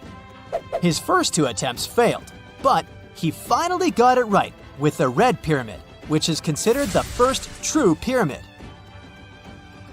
It was Sneferu's son, Khufu, who built the Great Pyramid of Giza, which was the tallest human-made structure on Earth for almost 4,000 years. Latin American pyramids are similar to early Egyptian step pyramids, but they were built independently with no knowledge of each other. The pyramids in Sudan were built around 700 BCE and are tall but much narrower than those in Egypt. How in the world did all these civilizations build these things without even texting each other? After all, the Aztecs, Mayans, and ancient Egyptians were about as different as possible. But despite their cultural differences, they all seem to agree on one thing. Pyramids were pretty cool. Step pyramids are all around the world because they were the most feasible and stable way to build large and tall structures without access to lighter building materials like wood and metal. The triangular form with a square base is the best way to build a sturdy structure, and having a cube structure would require more material for less height. Now, when it comes to pyramid design, the Egyptian pyramids were like giant triangles with a square base, smooth sides, and a pointy top. On the other hand, the Aztecs and Mayans went for a tiered cake look, with steps leading up to a flat platform on top. So, while all these pyramids share the same basic shape, they have their own unique flair. Each group built its pyramids using different materials, techniques, and slope angles. So while they may have been inspired by each other's work occasionally, they were just doing their own thing. Egyptian pyramids had smooth, angled sides that were designed to help the pharaoh's soul ascend to heaven. The Pyramid of the Sun was built over a series of caves that served as a passageway for the deities. The Maya built the temple of Kukulkan in Chichen Itza to honor the deity Kukulkan, usually represented by a serpent. Nicknamed El Castillo, it has 91 steps on each side, plus a platform. That's 365 steps, one for each day of the Mayan calendar. Tell me, Brightsiders, how were pyramids built? To begin with, humans made them, not a foreign race from space that landed on Earth. You see, one thing that all pyramids have in common is that they were built without advanced tools or even the wheel. It took a lot of people to build them, including skilled laborers and architects. For example, it's estimated that 20,000 people built the Great Pyramid of Giza, and it's believed that most of them were skilled laborers. Building pyramids was a massive undertaking that required years of planning and effort. The Great Pyramid at Cholula, Mexico, took 600 years to complete. If someone finally invents time travel and you hop on a trip to the past, you won't recognize many of the things you know and love today. The Statue of Liberty and the Egyptian pyramids, some basic gadgets like the remote control and your laptop, and even the corn you have for lunch have all changed beyond recognition. When the pyramids were originally built in ancient Egypt and Giza and other places, they didn't look sandy brown at all. All of them were covered with white limestone. If you had seen them under the hot African sun, you'd have to look away. That's how smooth and shiny they were.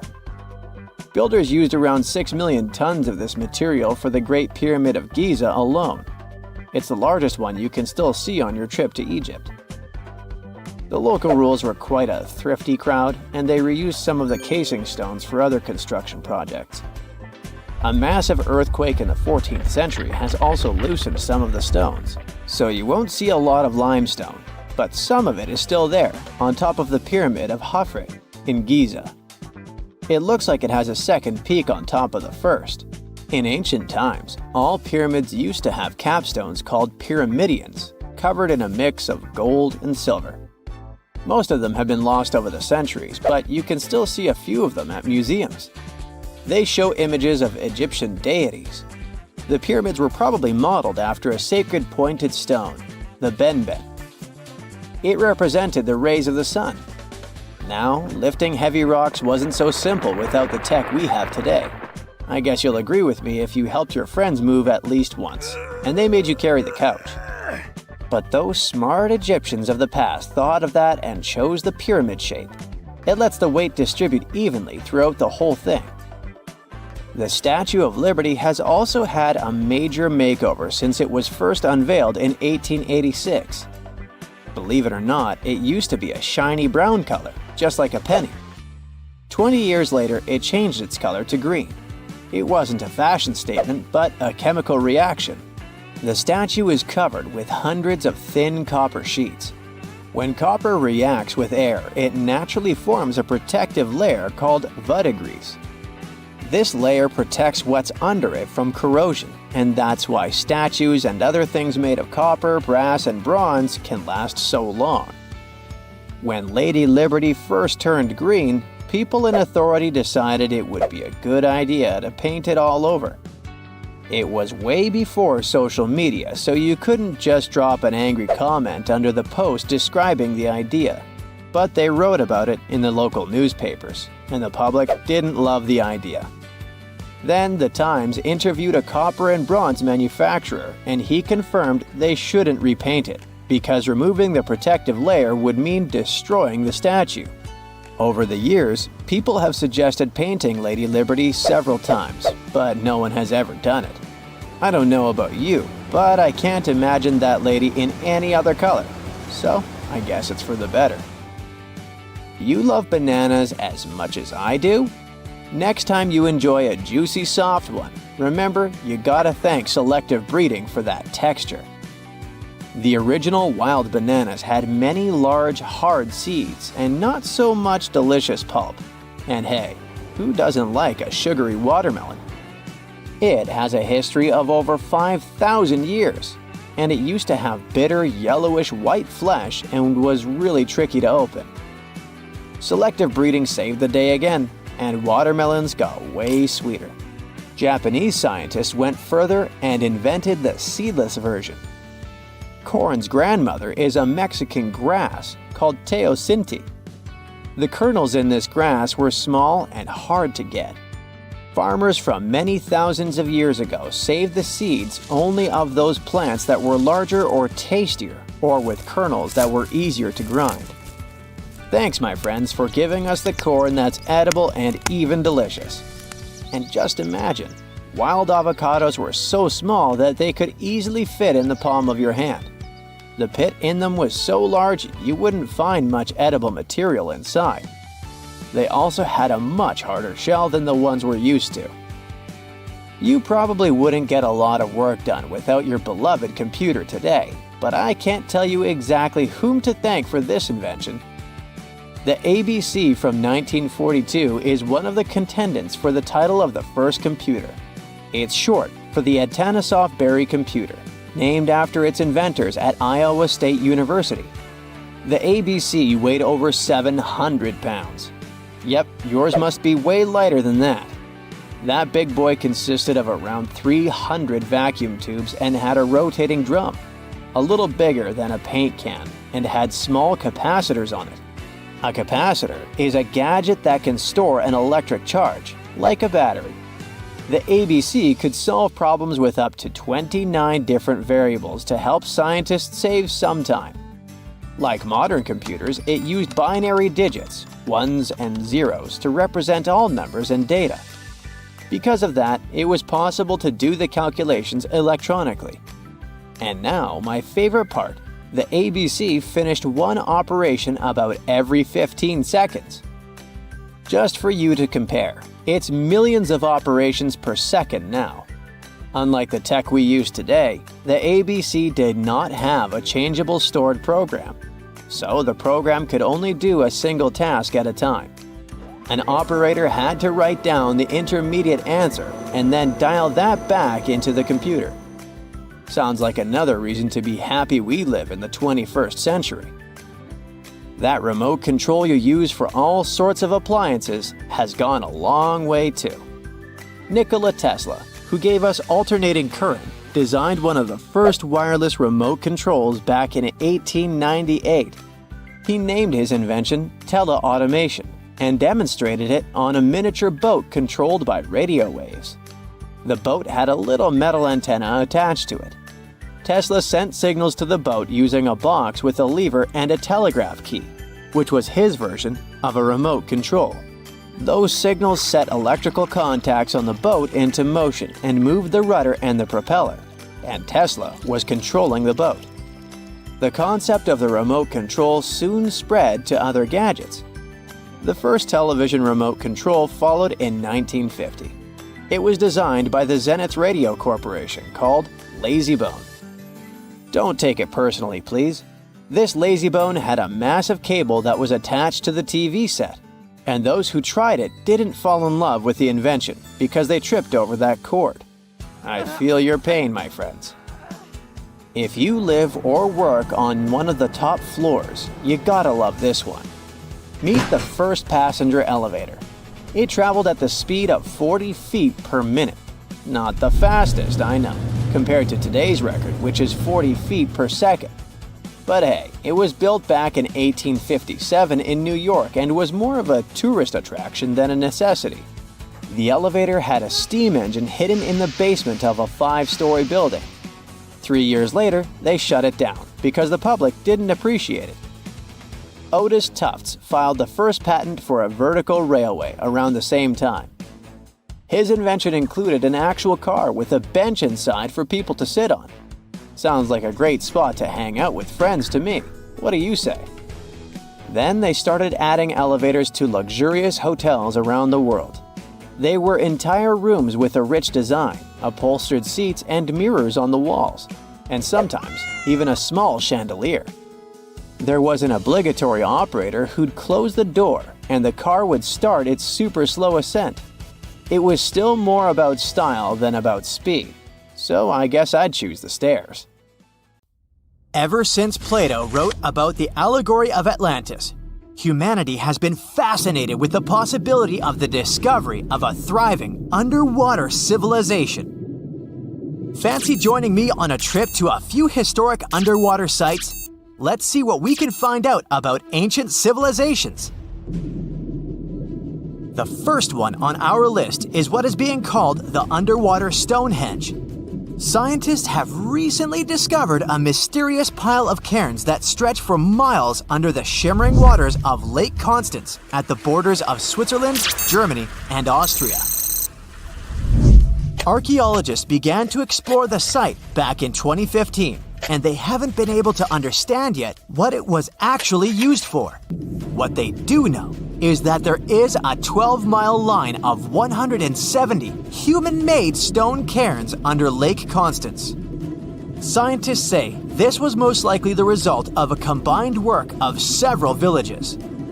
The cairn site was probably used for some collective purpose. The formations are huge. Some of them are several dozen feet wide. The most amazing discovery so far is that the site dates back to around 5,500 years ago. Now, what were we humans doing back then? We were living in the prime years of the so-called Stone Age. We were beginning to make artifacts from stone and use them to hunt and eat. Can you imagine what a knife and fork might have looked like back in those days? It's no coincidence that scientists call this site the underwater Stonehenge, though. Both sites are believed to have been built around the same period of time. You see, Stonehenge dates back to around 3100 BCE. Both sites carry the distinct characteristic of stone monuments built in a circle. Not to mention the fact that scientists also haven't figured out why on earth our early ancestors would feel the need to build a monument such as Stonehenge. Well, the mystery of Lake Constance hasn't been solved yet. Who were the Neolithic people from this area? And for what purpose did they go through such an amount of work and effort to build this huge stone site? Next, we're taking you on a tour of the Ryukyu Islands just off the coast of Japan. You're diving deep down to an archaeological site. But I should warn you, the waters of the Pacific Ocean are far from smooth. It doesn't take long before you see a huge structure, thanks to the sunlight shining down on the seabed. At first, it looks like Machu Picchu's ruins located across the globe in Peru. As you approach the site, you slowly figure out its forms. A pyramid-shaped structure, arches, staircases. It's something that could have easily been a palace or a castle. Could this be a sign of human activity? What you've just seen is known today as the Yonaguni Monument. It also goes by the name of Japan's Atlantis. The entire monument is about the size of 5 soccer fields and the height of a 5-story building. Its most surprising feature is its expanse of terraces. Explorers and scientists believe that Yonaguni might be 10,000 years old. But whether it's a human-made structure or a natural formation is still under debate. For Japan's top marine geologist, Professor Masaki Kimura, Yonaguni is the heritage of a lost civilization. Kimura has dived to the bottom of the ocean to explore the ruins over 100 times over the past 10 years. According to him, there are clear signs of human activity down there. On the monument's surface, there is a triangle-shaped concave.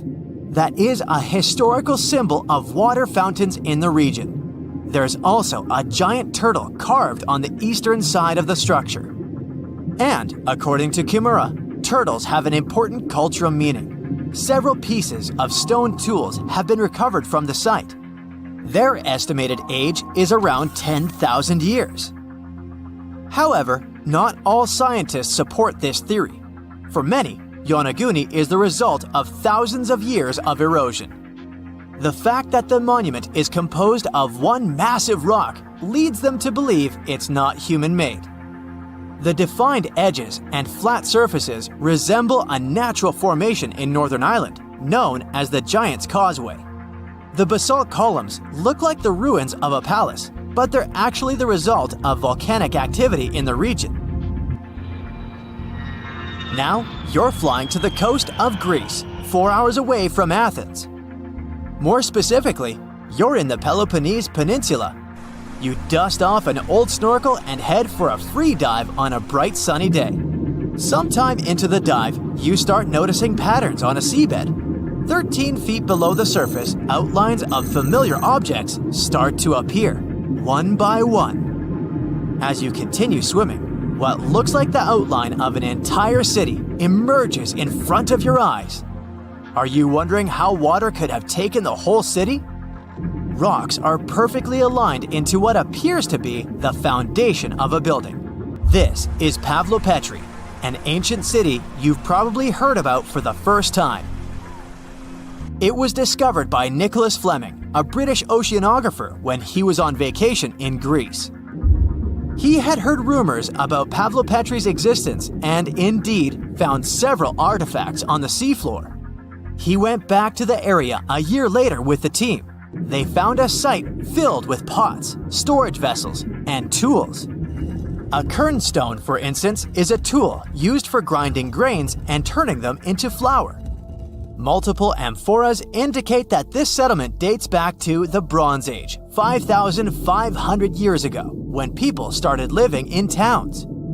The settlement is believed to have existed for over 2,400 years.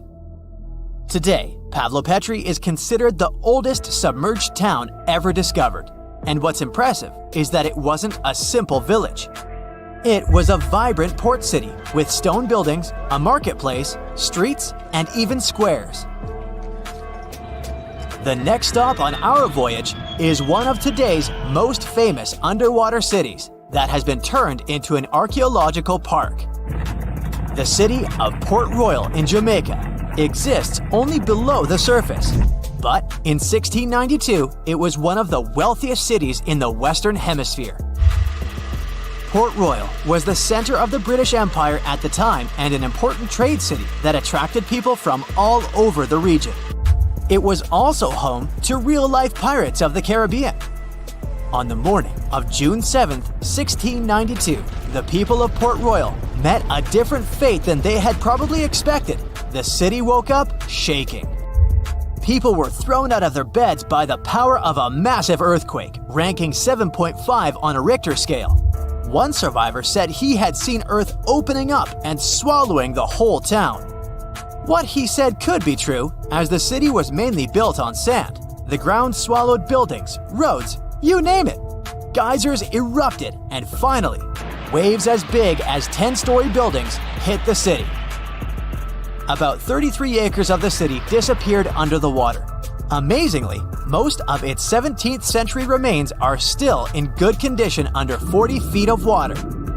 Archaeologists have found taverns, storage rooms, kitchens, and recreational buildings used for diverse purposes. You can also see a grand lion statue, a submerged bridge, and many picturesque arches.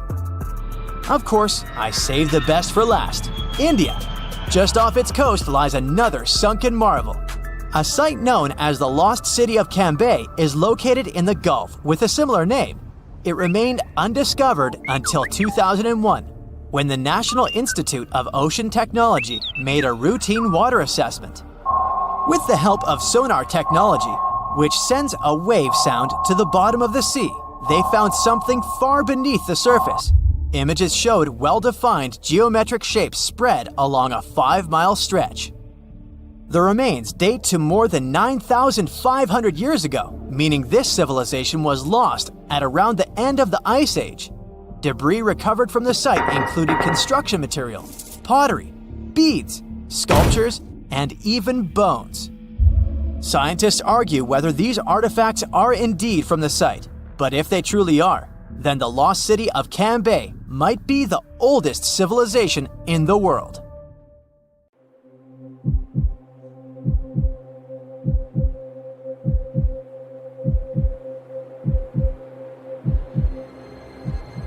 Leave it to people wandering on Google Earth to stumble upon the world's newest and weirdest places ever. Like this mysterious pyramid discovered in Antarctica. Soon enough, the internet blew up with all sorts of theories regarding this unusual shape. Could it be a sign from a different life form? Is this pyramid indeed natural, or is it man-made? For starters, it's not the first time we've discovered a pyramid in the Antarctic. The first one was observed by the British Antarctic expedition in the 1910s and kept secret for a long time. Its discovery being kept hidden only added to the mystery. A second such structure was discovered in 2016, which further increased the interest in the matter. The mystery was soon enough deciphered by scientists. These formations are just mountains. They're located near the Ellsworth Mountains, a range over 250 miles long. So they're just mountain peaks that have broken through the ice sheet. As for their particular shape, it's just a coincidence. Pyramids are found throughout nature. The Matterhorn in the Alps and Mount Ballenstinder in Iceland, for example, are quite similar in terms of shape. As for the official name of these peaks, they're called nunataks, or peaks of rock peeking through a glacier or an ice sheet. Antarctica has way more incredible features, like the fact that it's home of 60 to 90% of the world's fresh water. That's because its ice sheet is the biggest on our planet, stretching across 5.4 million square miles. I'll spare you the calculations, but that leaves only 1% of the continent ice-free. Antarctica's ice reaches 2.7 miles thick at its deepest point, meaning half the height of Mount Everest. Should it ever melt completely, our sea levels would rise to roughly 200 feet. It wasn't always this cold, though. At some point in our planet's history, Antarctica had some average temperatures as the city of Melbourne has today. It took a lot of research, but scientists figured out that Antarctica's temperatures could have reached up to 62.6 degrees Fahrenheit. Sure, that was 40 to 50 million years ago, but if you think about it, it was at the same time when dinosaurs roamed our Earth. Time is also different on this icy continent. All the lines of longitude that help us calculate different time zones merge into a single point at the South Pole. Here, there are 6 months of daylight in the summer, followed by 6 months of complete darkness during the colder season. So, scientists working here stay, on average, in the same time zone they've come from.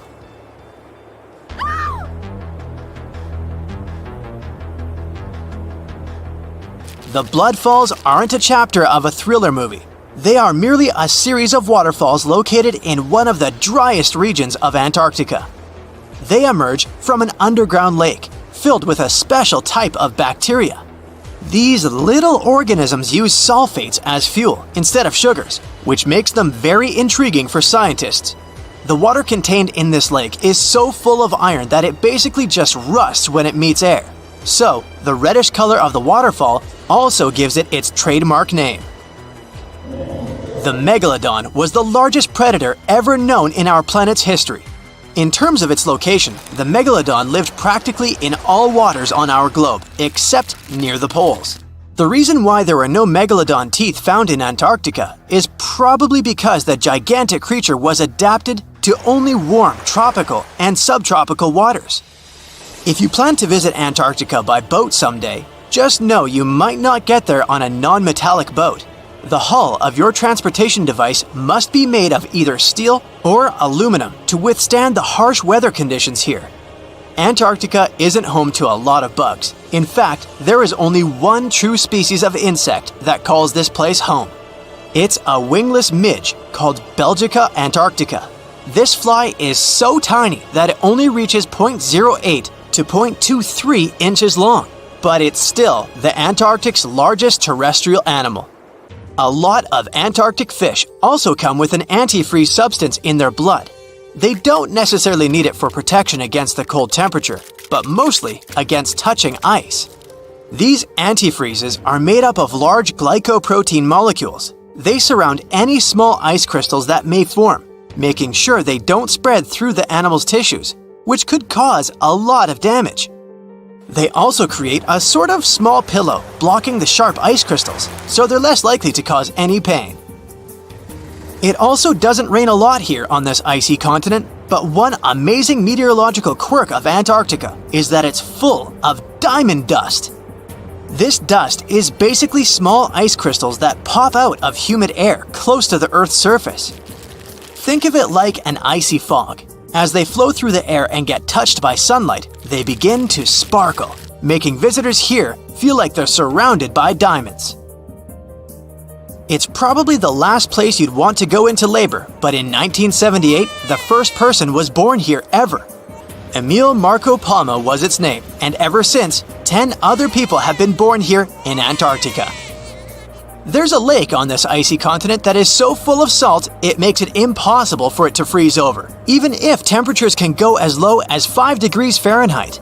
That's because pure water freezes at 32 degrees Fahrenheit. Water that has salt in it, or any other substance for that matter, will freeze, but at a way lower temperature.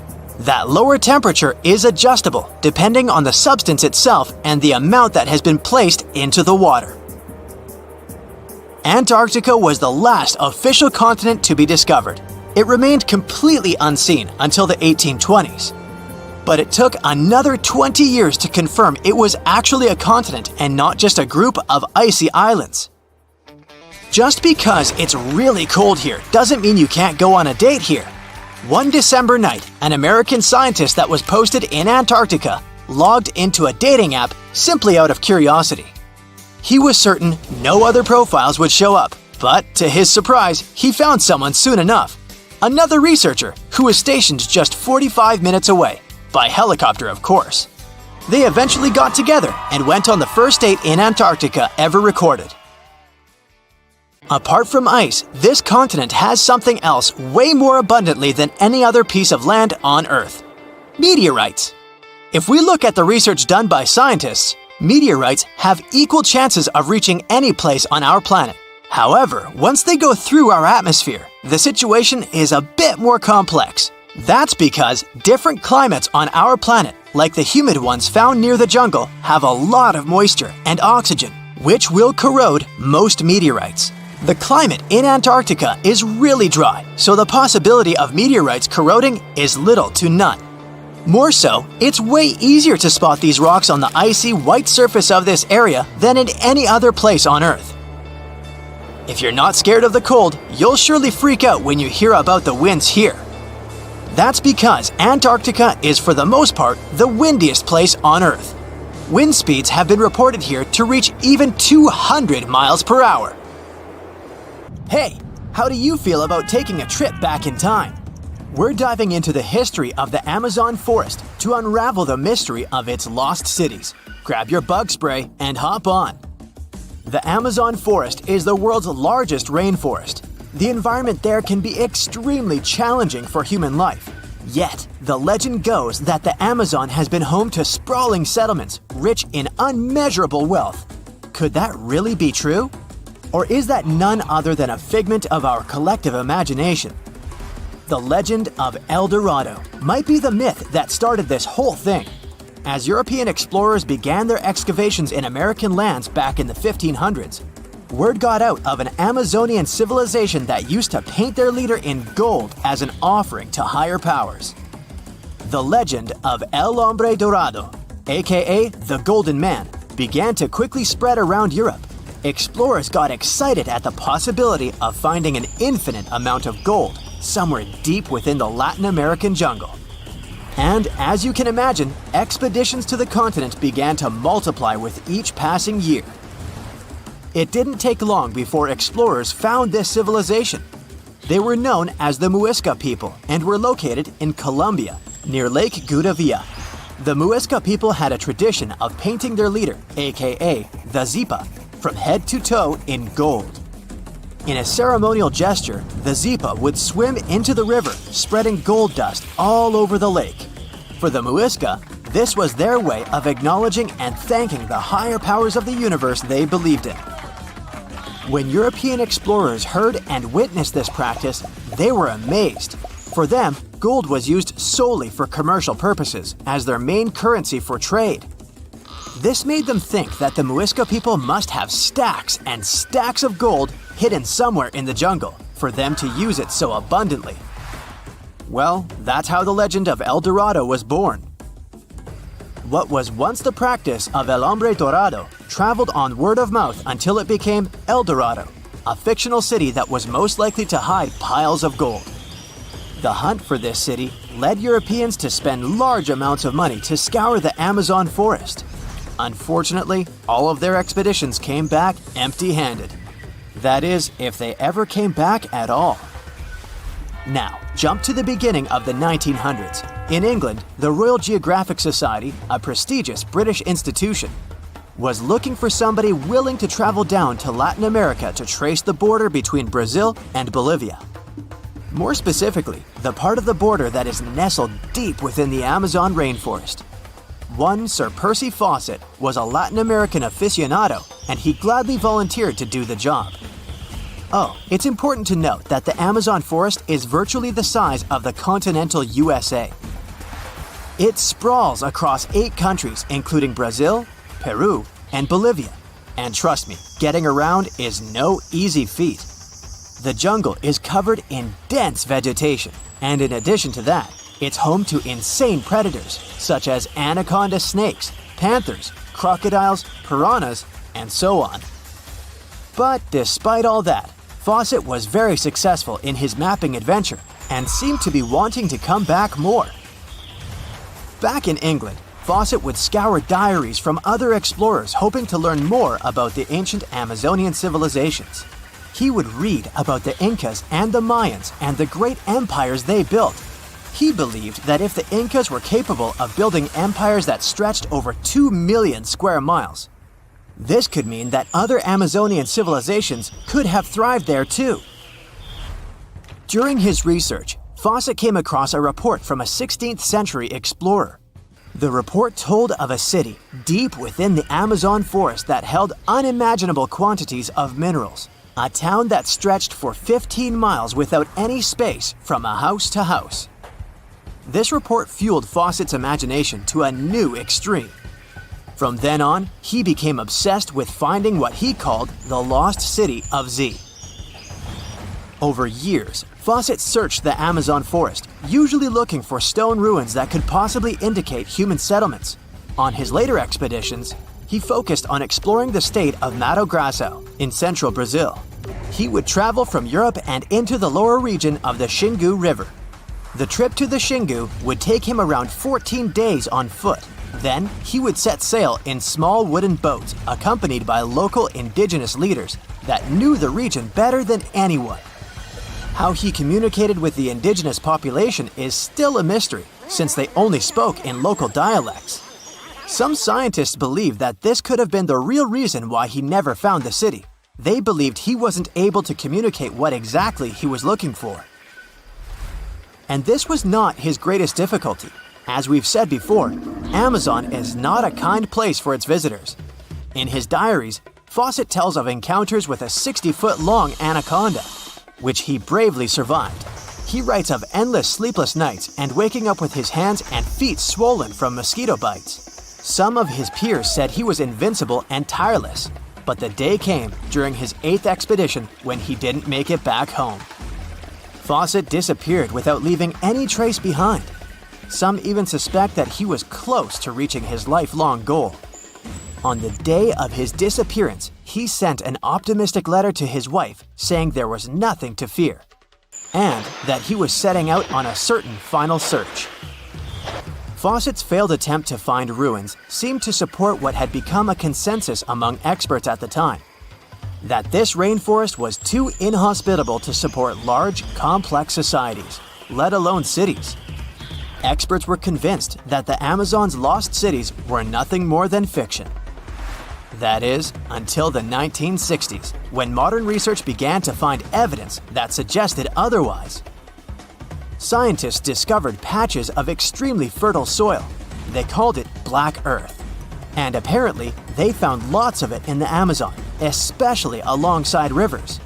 Further research even showed that such soil was created by human waste or the intentional burning of forests, which adds nutrients to the soil below, which could only mean bingo! The discovery of Black Earth was the evidence that large-scale agriculture was possible and probably did exist amidst the Amazon, confirming that settlements could have formed there after all.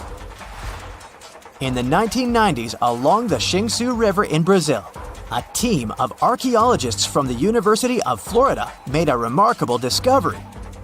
Working alongside local indigenous people, they found very long ditches. After mapping them, they realized that these ditches were a sign of a big settlement. They were remnants of carefully designed walls centered around a plaza. Some were roads that led to more settlements. In fact, just this part of the Amazon, about the size of New Jersey, was once a network of dozens of settlements that experts believe could have been home to at least 50,000 people between 1250 and 1650 CE. Other discoveries were possible thanks to LiDAR imaging, a type of technology that allows researchers to take satellite pictures of the forest's ground without having to step inside of it. A network of trenches in Acre, Brazil, dates back to 200 to 1200 CE. These suggest settlements that could have supported 60,000 people. Other images from near the Xingdu River suggest cities that could have housed about 50 million people. These were the lost cities of the Amazon. Believe it or not, these images suggest that Fawcett was very close to a major discovery. He was looking for the ruins in the right place, but he was looking for the wrong thing. Unlike cities such as Cusco, which used stone as their primary material, Amazonian settlements used wood and earth to build their cities. These materials are highly deteriorating and probably decomposed over time. Finding them required a bit more technology than what Fawcett had available at his time. Imagine you could spend an entire week scanning ancient ruins and taking photographs of the world's most surreal archaeological sites. Would you be up for it? So, let's do some digging. The first stop on your busy itinerary is Southeast Asia. It's home to some pretty cool ruins. You start in Bagan, located in the hinterlands of Myanmar. There are many ways to visit the site, and you're glad you've booked 2 different experiences. The first one is a hot air balloon trip at sunrise. Right before dawn, you board the balloon, and as soon as the sun starts to appear on the horizon, you begin your flight over the marvelous area. As the sun rises, it glistens on more than 2,000 conic-shaped golden structures. The hot air balloon ride is quick, but it gives you unparalleled views of all the 40 miles over which the site sprawls. Back on land, you rent a bicycle and roam the village of ruins. Some of them are open and allow you to peep inside. These magnificent ruins were built between the 11th and 13th century CE and were mainly places of worship.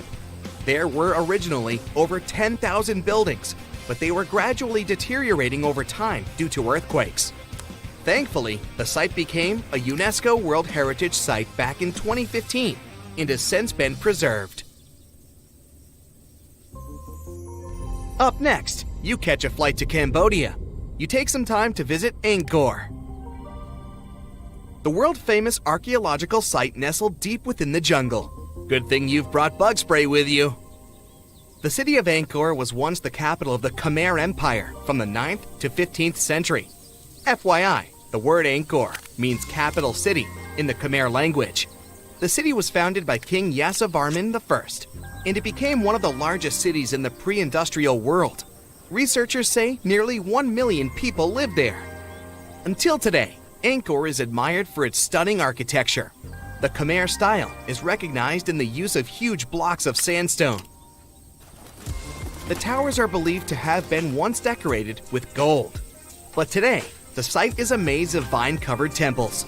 The city was abandoned in 1431 and wasn't rediscovered until the 1840s. Oh, and just so you know, this is also a UNESCO heritage site. It became one in 1992, in case you want to brag to your friends about your culturally rich adventures in the future. Now, your trip continues in Egypt. You're here to visit the Karnak Temple in the city of Luxor. You opt for the most unusual way to get to Luxor. That is, a boat ride down the Nile River. Leaving Cairo, you head south until you reach the famous ancient city. Luxor was once the capital of Egypt and a true hub of power and wealth. That is why the Karnak complex is such a great archaeological site. You choose to visit it at night, and still at the entrance, you are struck by the site's beauty. In the evening, artificial lights cast a golden glow on the temple statues and stone columns. The temple is huge and was built mainly around the 18th and 19th centuries BCE. Each Egyptian pharaoh from that period left their own architectural mark on the site. The highlight of this tour is taking a walk through the Avenue of Sphinxes and discovering the Great Hypostyle Hall. This hall is filled with towering pylons and solid sandstone columns, a true wonder. From Egypt, you head down to Jordan. Now, if you like terracotta landscapes, you've come to the right place. The city of Petra is a marvel of the ancient world. Located in Jordan's desert, the city was a commercial hub back in the 4th century BCE. The Nabateans, an Arab Bedouin tribe, lived in the so-called Rose City and thrived for many years, having accumulated a significant amount of wealth. The city was known for its innovative water management system, which made the region inhabitable. And yes, you'll catch a glimpse of its ruins on your tour. The rock-carved gate-like structure Petra is famous for what is called the Pharaoh's Treasury. It stands at the main entrance to the site and is said to have a treasure hidden beneath it. Don't forget to stand right beneath it and take one of those classic pictures for social media. Once Petra has been ticked off the list, you fly to southern Europe. More specifically, to the tip of the Italian boot. You have a day trip scheduled to visit the ruins of Pompeii. Pompeii can be reached by car from the city of Naples. It's home to the eerie yet well-preserved ruins of a city that was once engulfed by lava. When Mount Vesuvius erupted in 79 CE, it left the city of Pompeii completely buried under millions of tons of volcanic ash.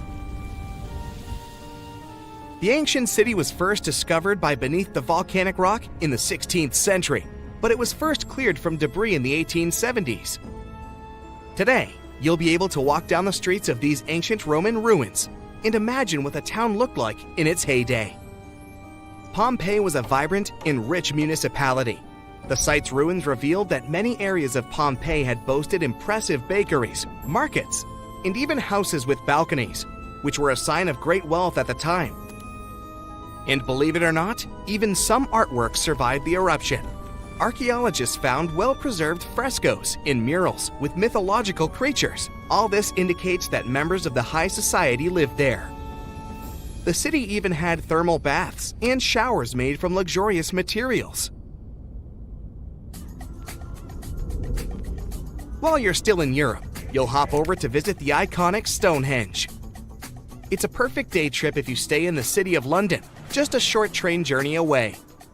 Stonehenge dots the Salisbury Plain in Wiltshire, England, and is one of the world's most recognized ancient ruins. More than 5,000 years old, these curious stone rings are some of the oldest stone structures on the planet. Created out of sandstone, they are shrouded in misery. Who built them and why is still largely unknown. Popular theories claim that Stonehenge was used as a great solar calendar, built to help people keep track of days, weeks, and months. Talk about hard work to create a mere calendar, huh? And the final leg of your trip will take you to explore the Southern Americas. In Guatemala, in Central America, you'll find ancient Mayan ruins. The lost city of Tikal is a city made of 3,000 buildings, the remains of the capital of the Mayan Empire. You can compare its importance to such cities as London or New York today. The North Acropolis is Tikal's most ancient complex of monuments. Built solely by human hands in 350 BCE, It served as the resting place of kings and chiefs. Back in the day, the step pyramid temples were painted a beautiful red. Mayans loved that color. Today, of course, you'll only see the limestone. You might wonder what made such a great city turn into ruins. Well, archaeologists have no clue about the cause of Tikal's decline. Until today, this question remains unanswered. Was it a drought? Disease? Maybe we'll never know. Are you in the mood for some Mayan ruins? Chichen Itza is an archaeological site with the best preserved pyramids on Earth. Located in Mexico's Yucatan state, this Mayan city is well over 1,500 years old. At its peak, it was home to 35,000 people. The site covers 1.9 square miles and has many ruins spread throughout it.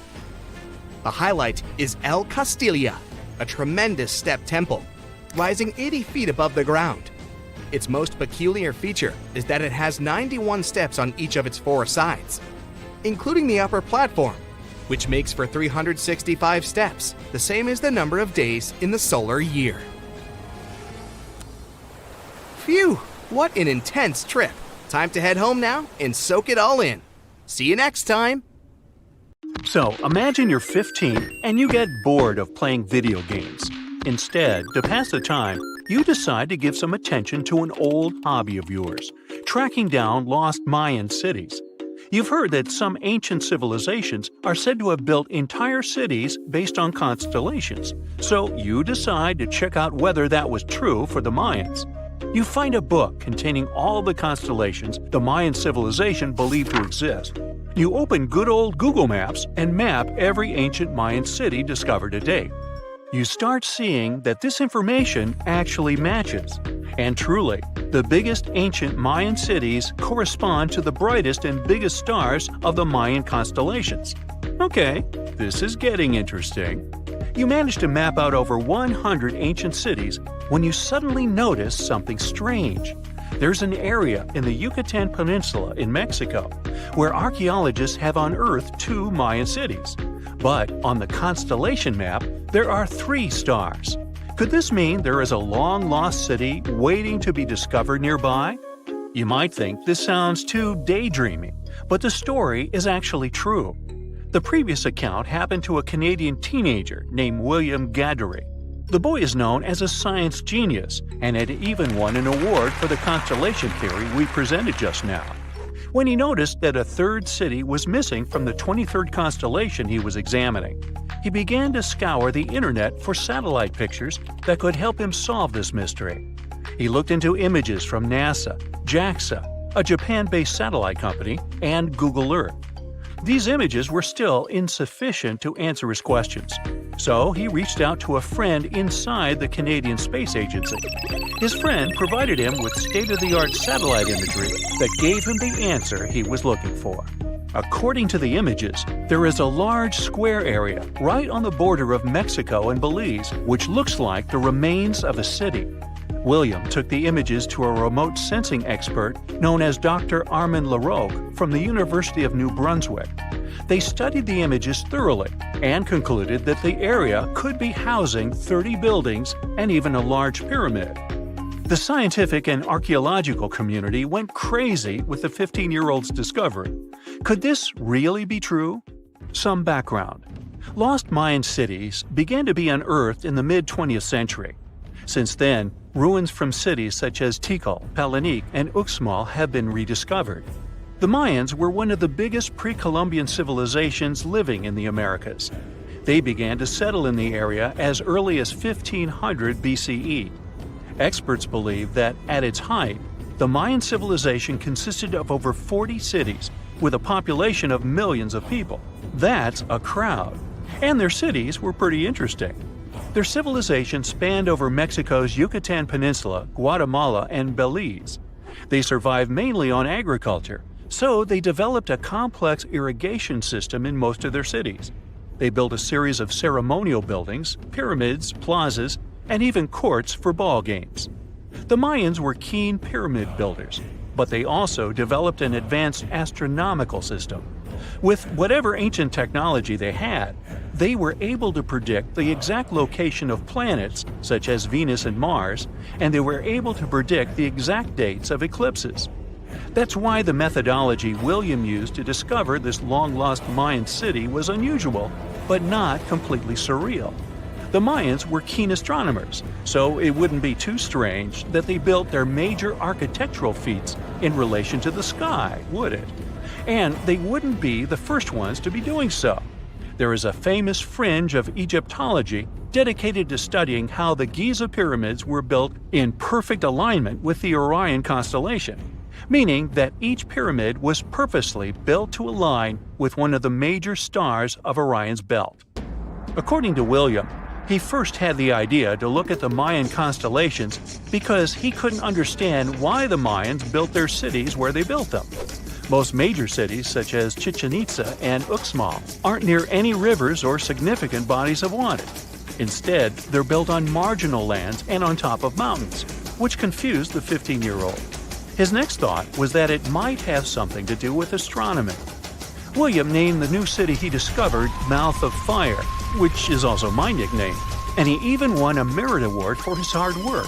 However, his theory was very much contested inside the archaeological community, and many Mayan experts worked to debunk William's findings. Some archaeologists say that constellation theories are too unscientific. Anthony Aveni, a renowned anthropologist and astronomer, referred to William's methodology as an act of creative imagination. He explained that there is no way to be sure what the Mayan constellations really were. It's all just hypothetical. Another debunking of William's findings came from Mayanist David Stewart, who said that the object identified on the satellite imagery is nothing but an old cornfield.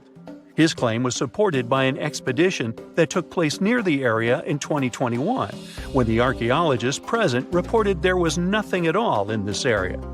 Still, a 15-year-old boy almost found a long-lost Mayan city, which is pretty exciting if you ask me. Similar techniques as those used by William are actually being used to unearth lost civilizations all over the world. According to space archaeologist Sarah Parquet, satellite imagery has been a key player in discovering ancient cities in Egypt and other places. Sarah herself spends most of her days scouring images for any sign of where there could have been cities long ago. What happens, she says, is that any time you have something buried, it's going to be covered either by vegetation, soil or sand, or some other modern construction on top of it. In order to assess whether there is something hidden under large canopies of vegetation or not, she uses infrared technology, for instance. A major recent discovery in Brazil was done in a similar way. Satellite imagery detected a network of trenches dating back to 200 to 1200 CE. These suggest settlements that could have supported around 60,000 people. But in this case, the satellite imagery did indeed correspond to what was on the ground. Researchers from the University of Florida found several mountains that were accompanied by ditches and geoglyphs. Archaeologists also found remnants of carefully designed walls, centered around plazas, much like the type of construction done by the ancient Mayans. Advances in satellite tech have also shed new light on long-discovered ancient Mayan cities, such as Tikal.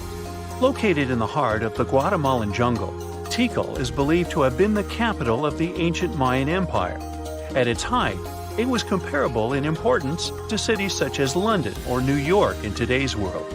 It was composed of a series of complex monuments, many of them believed to have been the resting places of kings and chiefs. Tikal is already known to have been big, but recent discoveries show it could have been even 3 times larger than what scientists originally believed. The main discovery revolves around a fortification on the outskirts of the city, indicating how far the original city stretched. And new discoveries still take place. In 2017, researchers also unearthed new clues regarding the potential causes of the decline of the Mayan civilization. Using data from a Sidon seawall located 62 miles southwest of Tikal, scientists analyzed radiocarbon data from ceramics and archaeological excavations to extract new information about the sudden demise of this great civilization. The information shows that, instead of a sudden collapse, the Mayans most likely collapsed in waves of social instability and political crises. These events are believed to have deteriorated Mayan city centers and began causing the dispersion of the Mayan population. Well, it seems like it's a prime time to uncover ancient ruins. What do you say? Will you give it a try as well? The Easter Island giant heads are so popular that they even have their own emoji. Their true meaning has been a mystery for hundreds of years. But it looks like we at least know how they were built and transported to their permanent location. The Moai statues consist of 3 parts: a large yellow body, a red hat or top knot, and white inset eyes with a coral iris. Around 1,000 of them were created. The main bodies of most of the statues were made out of volcanic tuff from a local quarry in what used to be a volcano. The material is easy to carve, but not so easy to transport. That's probably why researchers found over 300 unfinished moai back in the quarry. The rest of them stand in various locations, facing the villages as if watching over the locals. So, it looks like the statues were carved lying on their backs. Then, their creators detached them from the rock, moved them down slope, and set them in a vertical position to finish the work. Once it was done, it was time to get the statue to its platform. Now, if you've ever moved houses, you know how physically hard it is. So, imagine having to move a statue that is about half as heavy as a house without a car or any modern equipment for a distance of 3 miles. The locals must have invented some original way of doing it, and scientists tried to recreate it to guess what it was. They tried pulling moai replicas on wooden sleds. They thought someone could have used palm trees for that purpose, but this theory has been debunked. The most successful experiment so far was wielding ropes to rock the statue down the road in a standing position. This method sounds real because the local Rapa Nui legends mention that the moai walked from the quarry. And, of course, they needed a good road to get there. In the early 20th century, researcher Catherine Rutledge identified an 800-year-old road network on the island. It was a bunch of pathways around 15 feet wide going from the quarry. She thought that those roads were ceremonial and not built just for the statues. She wasn't a famous scientist back then, so others mostly ignored the theory. Several decades later, famous Norwegian adventurer and archaeologist Thor Heyerdahl published his theory. He mentioned that the roads were built exclusively to transport the moai, and some of the statues were dropped along the roads for some reason. But in 2010, researchers found that the statues weren't randomly dropped. They actually reached their final destinations, as they were all set on hidden platforms. Plus, the road floor was U-shaped, so pulling massive statues along them wouldn't be easy. You can still find roughly 15.5 miles of these roads on the island, and see them from satellite images. And it looks like Catherine Rutledge was right about them. The roads were probably built for pilgrims to a sacred volcano, and the moai standing by them were sort of signposts. Halfway across the world in southern England lies another mystery made of stone, a massive sound illusion, a symbol of unity, a burial ground, or more. Scientists are still debating the purpose of Stonehenge. It took Neolithic builders around 1,500 years to construct this beauty made of roughly 100 stones standing upright in a circle. Millions of tourists come to see it every year, and heritage protectors were worried about the modern road snaking close to the landmark. That modern road is now sunk into the ground below the grass level. And even though archaeologists assumed they could find an older road under it, they didn't have any high hopes. But when they took off a layer of asphalt, they noticed 2 parallel ditches that were nearly perpendicular to the road. The ditches connected the shortened sections of the avenue. That's what the archaeologists call the ancient pathway leading up to Stonehenge. It proves that the ancient people used to visit the monument for their purposes and probably some ceremonies. Another interesting find during a dry summer was 3 dry patch marks within the stone circle. It looks like they were left there by 3 massive boulders. So Stonehenge could have been a full circle once. In 2021, archaeologists found a Roman road submerged in the Venetian lagoon. The fact that it runs there on the bottom for nearly 4,000 feet is proof that the Romans were here before sea levels rose and flooded the area. It supports the theory that there was an important settlement here centuries before Venice was founded at the spot in the 5th century CE. The ancient Romans were great at many things, and one of them was building roads. And it looks like they weren't afraid to work on the trickiest terrain. Scans have shown that the ancient road was built right on the beach, and it requires some serious skills.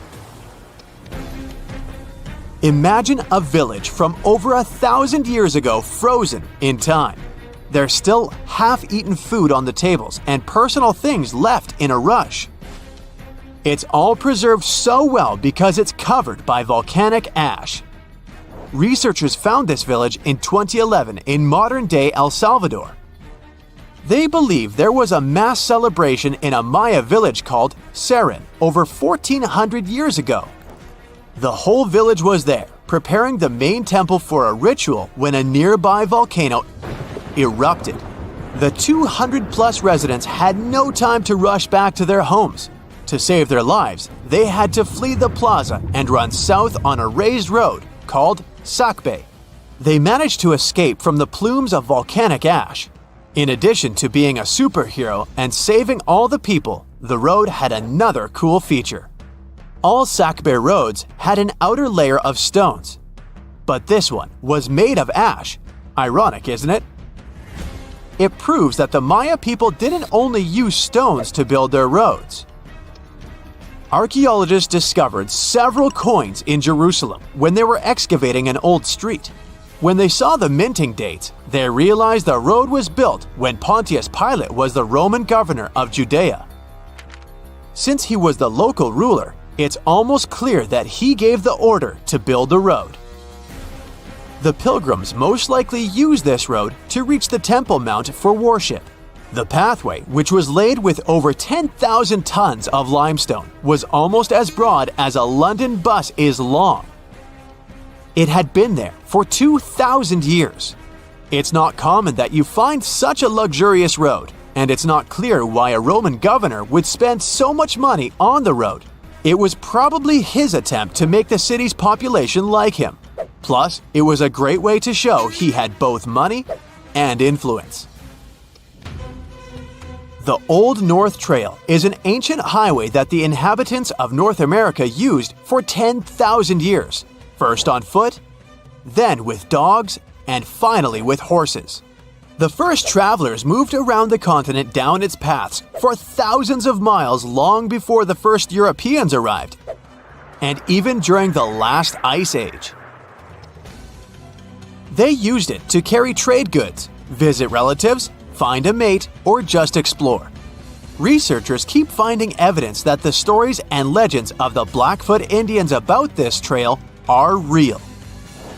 And it could be even the road that served one of the most massive human migrations. The people who crossed from Asia on the Bering Land Bridge about 15,000 years ago and settled in North America might have used the ice-free corridor along the Rockies, which later became a part of the trail. The Nakasendo Highway was built in the 17th century during the Edo period of Japanese history to link Kyoto and Tokyo. The 310-mile-long road runs across mountain ranges and down onto the plain. It was one of the 5 main roads used by the feudal lords and their families to travel to the capital. There were 69 post stations on the route where travelers could stay overnight. The road was built for horses and pedestrians, as the Japanese didn't use carts. you can still walk parts of the route. The year is 2160. The place, the Pacific Ocean off the coast of Japan. The ocean seems calm, at least the surface does. The ocean floor is cracking right now. Boom! The earth opens up, magma shoots out. The crack in the ocean floor triggers an earthquake, and a massive amount of energy shoots into the ocean. And now for gravity to get involved. It pulls the water down and makes it move faster and faster. It's a tsunami. A wave as high as a skyscraper plows toward Tokyo at 500 miles per hour. That's millions of tons of water. It would be awesome to take a picture of it, but there's no time to admire the power of nature. The tsunami's about to hit Tokyo Bay. The tsunami smashes ashore and starts attacking the largest structure on the planet, the Tokyo Pyramid Metropolis. It's 6,600 feet tall. That's 5 times the height of the Empire State Building. Imagine if the entire population of Denver, Colorado lived and worked in one building. The Tokyo Pyramid Metropolis, TPM, can handle 750,000 people at a time. Incredibly, the structure withstands the impact, and most of the tsunami's energy seems to have just disappeared. This time, engineering stands up to nature. TPM was built by the Shimizu Corporation, which was founded in 1804. The pyramid is the most stable structure around. If you don't believe me, go to Egypt and see the Great Pyramid of Giza. It's lasted 4,500 years and it's still going strong. The TPM is built on water and consists of 204 individual pyramids. They look like bunches of grapes stacked on top of each other, 8 tiers in all. Only in this case, each grape is the size of a Vegas casino. The TPM's actually hollow. That's how it defends itself against typhoons and tsunamis. It doesn't meet the wind and waves head-on, but lets all that energy just pass right through it. Robots and autonomous control systems run this place. It runs on solar, wind, and wave energy. The pyramids are connected by passages, all in all about 85 miles worth. They connect everything and are maintained by AI that always finds you the fastest way to get from Pyramid A to Pyramid B. The TPA's obviously the city of the future, but human tech isn't quite ready for it just yet. Originally, engineers decided to install the pyramid on 36 columns, all dug into the ocean bed. If you build a pyramid that size out of steel and concrete, you'd be looking at 50 million tons of load press in on itself. The TPM would have collapsed under its own weight and imploded into the ocean. They needed something 1,000 times lighter than concrete and stronger than steel. So, what's this futuristic material? Look at this old guy. It's the first car on the planet with an internal combustion engine. It hit the road in 1885. And this is the first artificial satellite that humans launched into space. It only took an evolutionary blip to go from the first horseless carriage to our first flight into space. That TPM's not looking so ridiculous. Hey, we can do anything. The solution is carbon, and it's everywhere. It's the rod in your pencil, and the diamond in your crown or ring or industrial drill. But we don't just need ordinary carbon, we need graphene.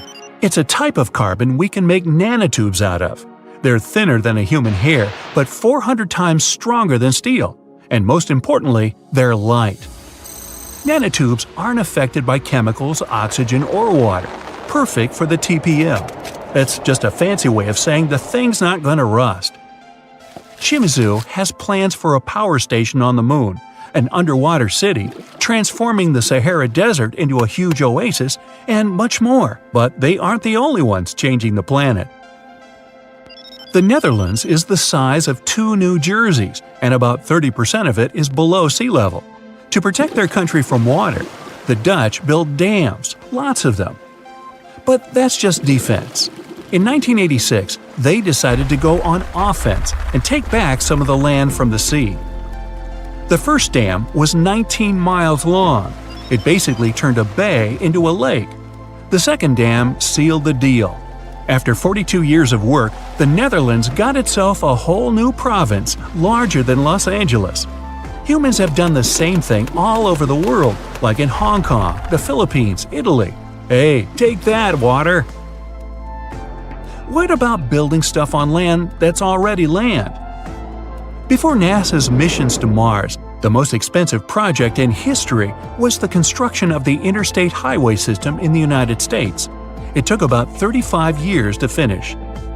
In today's money, it cost about $530 billion. All that cash bought 46,000 miles of road. That's almost 2 times around the globe. There are over 270 million vehicles in the U.S., more than Japan, Brazil, India, and Germany combined. But in terms of sheer effort, the roads of Rome were way more impressive. Over 2,000 years before the first automobile, the Romans built a huge network of roads, 50,000 miles long. They connected Ireland with Egypt and Turkey with Spain. The roads were pretty safe, and travelers could stay in hotels, dine in cafes, or mail a letter at the nearest post office.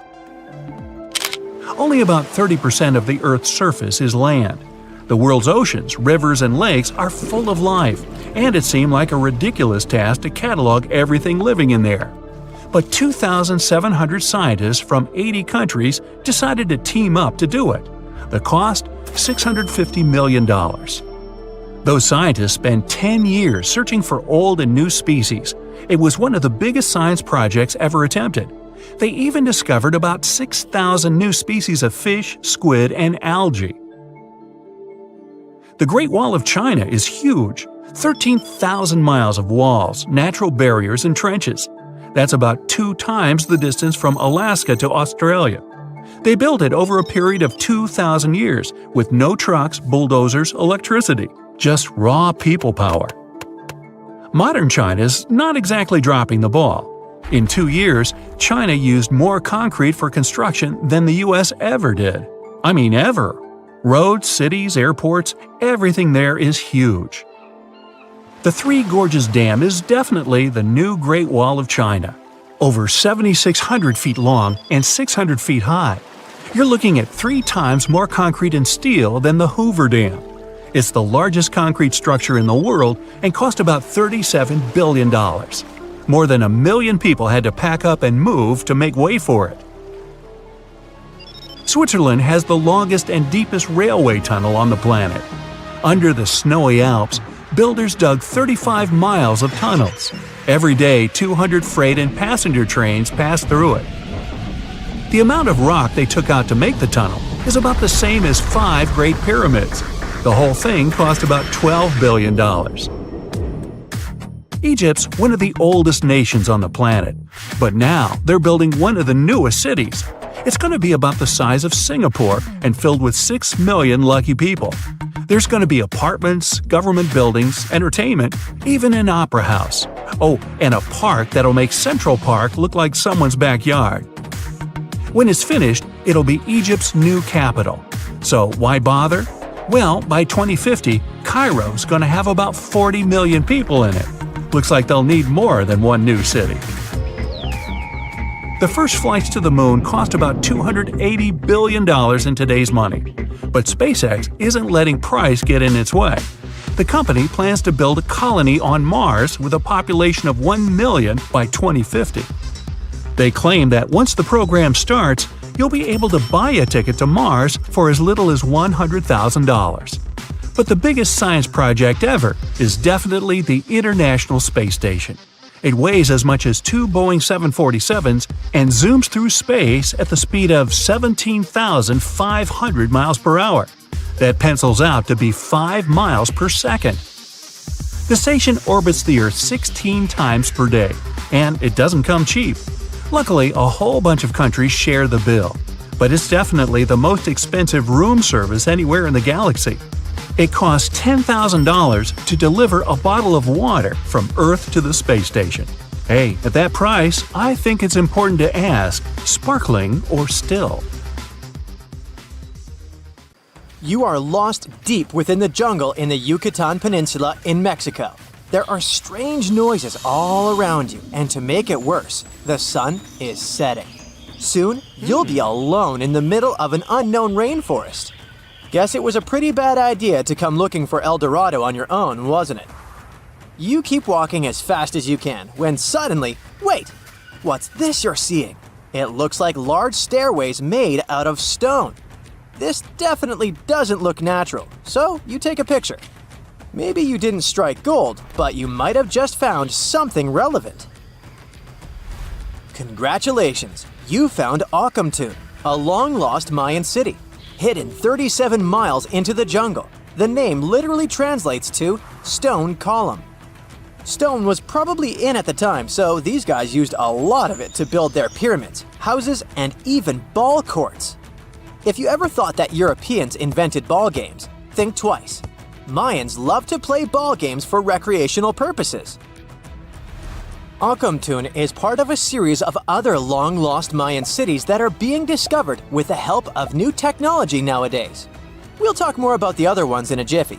Perhaps the biggest surprise of this one is that it was surrounded by wetlands, which is why the city was built on high ground. The city was monumental, covering an area of over 120 acres. That would be as big as 90 football fields right next to each other. Scientists have found proof that Acropolis had pyramids of up to 49 feet high, and that it was likely an important social hub between 250 and 1000 CE. This is definitely a game changer. But lost Mayan cities began to be unearthed in the 19th century. Modern technologies, such as LiDAR imaging, help archaeologists see through dense canopies of the forests. This means that people don't really have to risk getting lost in the tropical jungle like you did at the beginning of this video. LiDAR works sort of like an X-ray. It sends out laser beams that can detect any signs of ruins or ancient constructions. According to space archaeologist Sarah Parchak, satellite imagery has been a key player in discovering ancient cities in South America, Egypt, and other places. Sarah herself spends most of her days scouring images for any signs of where there could have been cities long ago. She says that more often than not, what happens is that ruins are covered by vegetation, soil, or sand, which makes them super tricky to find. But thanks to these awesome tools, scientists also made the huge discovery of ancient Mayan causeways, which spread throughout old Mayan territories. I mean, take a look at these roadways. You'd expect to see ruins like this in places such as Portugal, England, or the United States. I'm talking about 130 feet wide roads painted white to help travelers journey through the nighttime. Scientists recently unearthed a 110-mile network of roads such as these, and they think this dates back to before the first registered Mayan highways we've known so far. These roadways, which sometimes ran over the swampy ground and were even elevated at times, are being called the world's first superhighways. Even if there is no registry of animal-powered vehicles, it's believed that the Maya used them to travel around a network of possible 964 settlements. They were built like a huge spiderweb, and from what archaeologists have gathered, this huge system of roads worked to connect a big system of economic and social interactions between Mayan cities. This completely debunks the traditional idea that the Mayan pre-classic period, which dates back to 2000 BCE, was made of small, tribal settlements. Imagine the manpower and engineering ability you need to muster to build something close to these white highways. Scientists believe that these causeways were built pretty much the same way as the Mayans built their pyramids, with a mixture of mud and quarry stone. Oh, and using several layers of limestone to make them white. That's pretty cool, right? But let's take a few steps back for a moment to get some context. The Mayans were one of the biggest pre-Columbian civilizations living in the Americas. Until now, experts believe that at its apex, the Mayan civilization consisted of over 40 cities, with a population of millions of people. That's a lot of folks. Their civilization spanned Mexico's Yucatan Peninsula, Guatemala, and Belize. And they survived mainly on agriculture. The thing is, the Yucatan Peninsula was an extremely difficult place to grow crops. So the Mayans had to develop a complex irrigation system in most of their cities. They built a series of ceremonial buildings, pyramids, and plazas. The Mayans might have been keen pyramid builders, but they also developed an advanced astronomical system. With whatever ancient technology they had, they were able to predict the exact location of planets such as Venus and Mars, as well as the exact dates of eclipses. If you've ever seen examples of ancient Mayan cities, this is Tikal. Located at the heart of the Guatemalan jungle, Tikal is believed to have been the capital of the ancient Mayan conquest state. At its height, it was comparable in importance to cities such as London or New York in today's world. It's composed of a series of complex monuments. The North Acropolis is one of Tikal's most ancient complexes of monuments. Built solely by human hands around 350 BCE, it served as the resting place of kings and chiefs. Its monuments are up to 200 feet high. Back in the day, the step pyramid temples were painted a beautiful red. Mayans loved that color. Today, of course, you'll only see the limestone. Then there's Chichen Itza.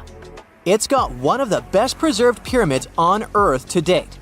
Located in Mexico's Yucatan state, this Mayan city is well over 1,500 years old. At its peak, it was home to 35,000 people. The site covers 4 square miles of land.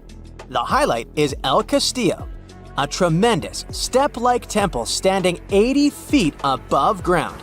Its most peculiar feature is that it has 91 steps up each of its 4 sides, including the upper platform, which makes for 365 steps, the same number of days as the solar year.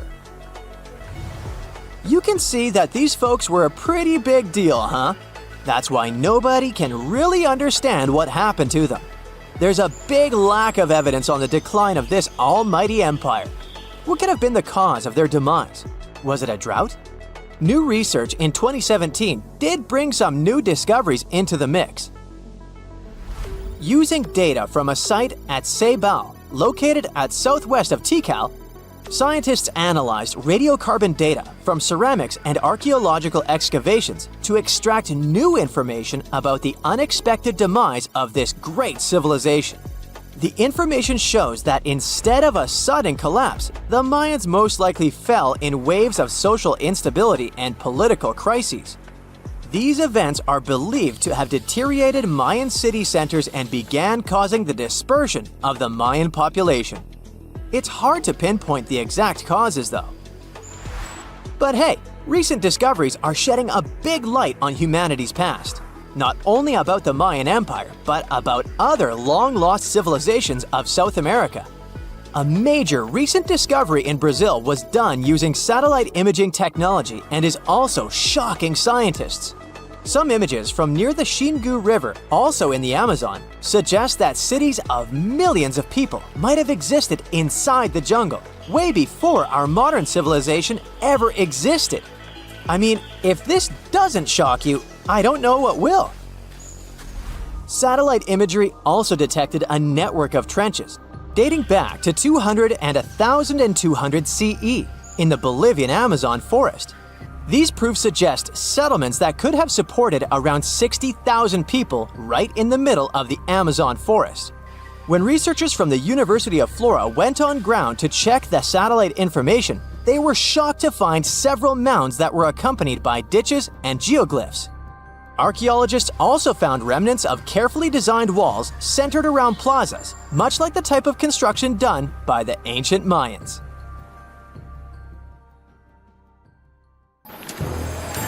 The story goes that 2 Mayan twin boys loved to play ball. Sure, they were really good at it, but they also made a lot of noise when playing. The lords of the underworld soon became bothered by the sound and summoned the 2 boys to the underworld, a place the Mayans called Xibalba. As soon as the boys reached their gloomy destination, the lords of the underworld began putting them through a series of tests. Soon enough, the inexperienced twin boys failed the tests and lost their lives. But this was not in vain. This sad event resulted in the appearance of a beautiful fruit tree. Soon enough, a young woman saw a beautiful fruit on this tree and reached up to pick it. Legend has it that soon after that, she gave birth to another set of twin boys named Hunahpu and Xibalbaqui. Just like their ancestors, these twins were great ball players, but they were equally as loud, and the lords of the underworld became annoyed again. They decided to ask this pair of twins to come to play a game in the underworld, hoping to get rid of them too. When the twins arrived, the Lord sent them through a number of frightening places. The first one was the House of Gloom, which was very dark. They then passed through the House of Knives, where they had to avoid getting injured. The twins then built a fire in the House of Cold, so that they didn't freeze, and ran through the House of Jaguars, where they tricked the animals into not eating them. Finally, they entered the House of Bats, where they seemed to have lost their luck. One of the bats managed to run off with Hunahpu's head. The lords then challenged the twins to play ball with them, but the boys were clearly at a disadvantage. Gibalanqui placed a turtle on Hunahpu's shoulders to make up for his lost head, and they began playing. As the lords became distracted by an animal near the court, Gibalanqui stole his brother's head and placed it back in its place. Much to the annoyance of the lords, the twins were now able to tie the game. Hunahpu and Gibalanqui continued to perform a series of tricks for the lords of the underworld. One of them involved Gibalanqui injuring Hunahpu and then bringing him back to life. The lords were so impressed by the twins' performance that they asked them to do the same trick on them. Of course, the twins agreed, but after performing their trick on some of the lords, they refused to revive them. Seeing what had happened, the lords of the underworld admitted defeat and begged for their lives, promising not to intervene in the lives of people ever again. Hunahpu and Gibalanqui were happy to have avenged their ancestors and gained the respect of the lords. Legend has it that the lords of heaven were so impressed by the twins that they took them to live in the sky by turning them into the moon and the sun. The Maya civilization was one of the most dominant indigenous societies in history, and their folklore and traditions are still discovered and studied today. They used to live in a territory called Mesoamerica. It was made up of modern-day Mexico and parts of Central America like Guatemala, Belize, Honduras, Yucatan Peninsula, and El Salvador. They lived from 1800 to 900 BCE and up to 900 to 1500 CE. Apart from their impressive legends, the Maya were very skilled inventors. They're known for their calendars, writing systems, farming methods, and sports. Their writing, for example, was found preserved on buildings and stone monuments, as well as in rare books and pottery. It's a system made out of more than 800 hieroglyphics in various combinations. Each of those signs was said to represent a syllable. Their writing system was deciphered by accident by Tatiana Proskorakov, an American woman who initially studied to be an architect. Since she didn't find a job in her field, she eventually became a Mayanist in her own right, despite not being academically trained. She was the first to notice that the Mayan upended frog glyph meant birth, and that their toothache glyph meant the date when the king ascended to the throne. It made it easier for scientists to pinpoint birthdays, as well as the names of the rulers of a specific Mayan dynasty. They also invented the concept of zero, which is seen as one of the greatest innovations in mathematics, physics, and human history altogether. Sure, even back then, people understood the idea of having nothing, but the concept of zero as a number is a relatively new invention. A fun fact about Mayans is that they really liked hats. The bigger your hat was, the more important you looked. Not only was it a sort of fashion statement, but it also made them look taller, which was a big deal for their aesthetic. The Mayans also came up with one of the most intricate and complex calendars in human history. It was the first to use zero as a placeholder. Their calendar ended on December 21st, 2012, which led some people to believe that it translated to the end of the world. Obviously, that was not the case. It just so happened that the date coincided with the end of a Mayan cycle of years. But you know, as advanced in science and astronomy as they were, they did make some mistakes. One of them was their belief that the world was flat. Their theory was that the four corners of the world were watched by the Brother Lords, who kept the sky from falling over their lands.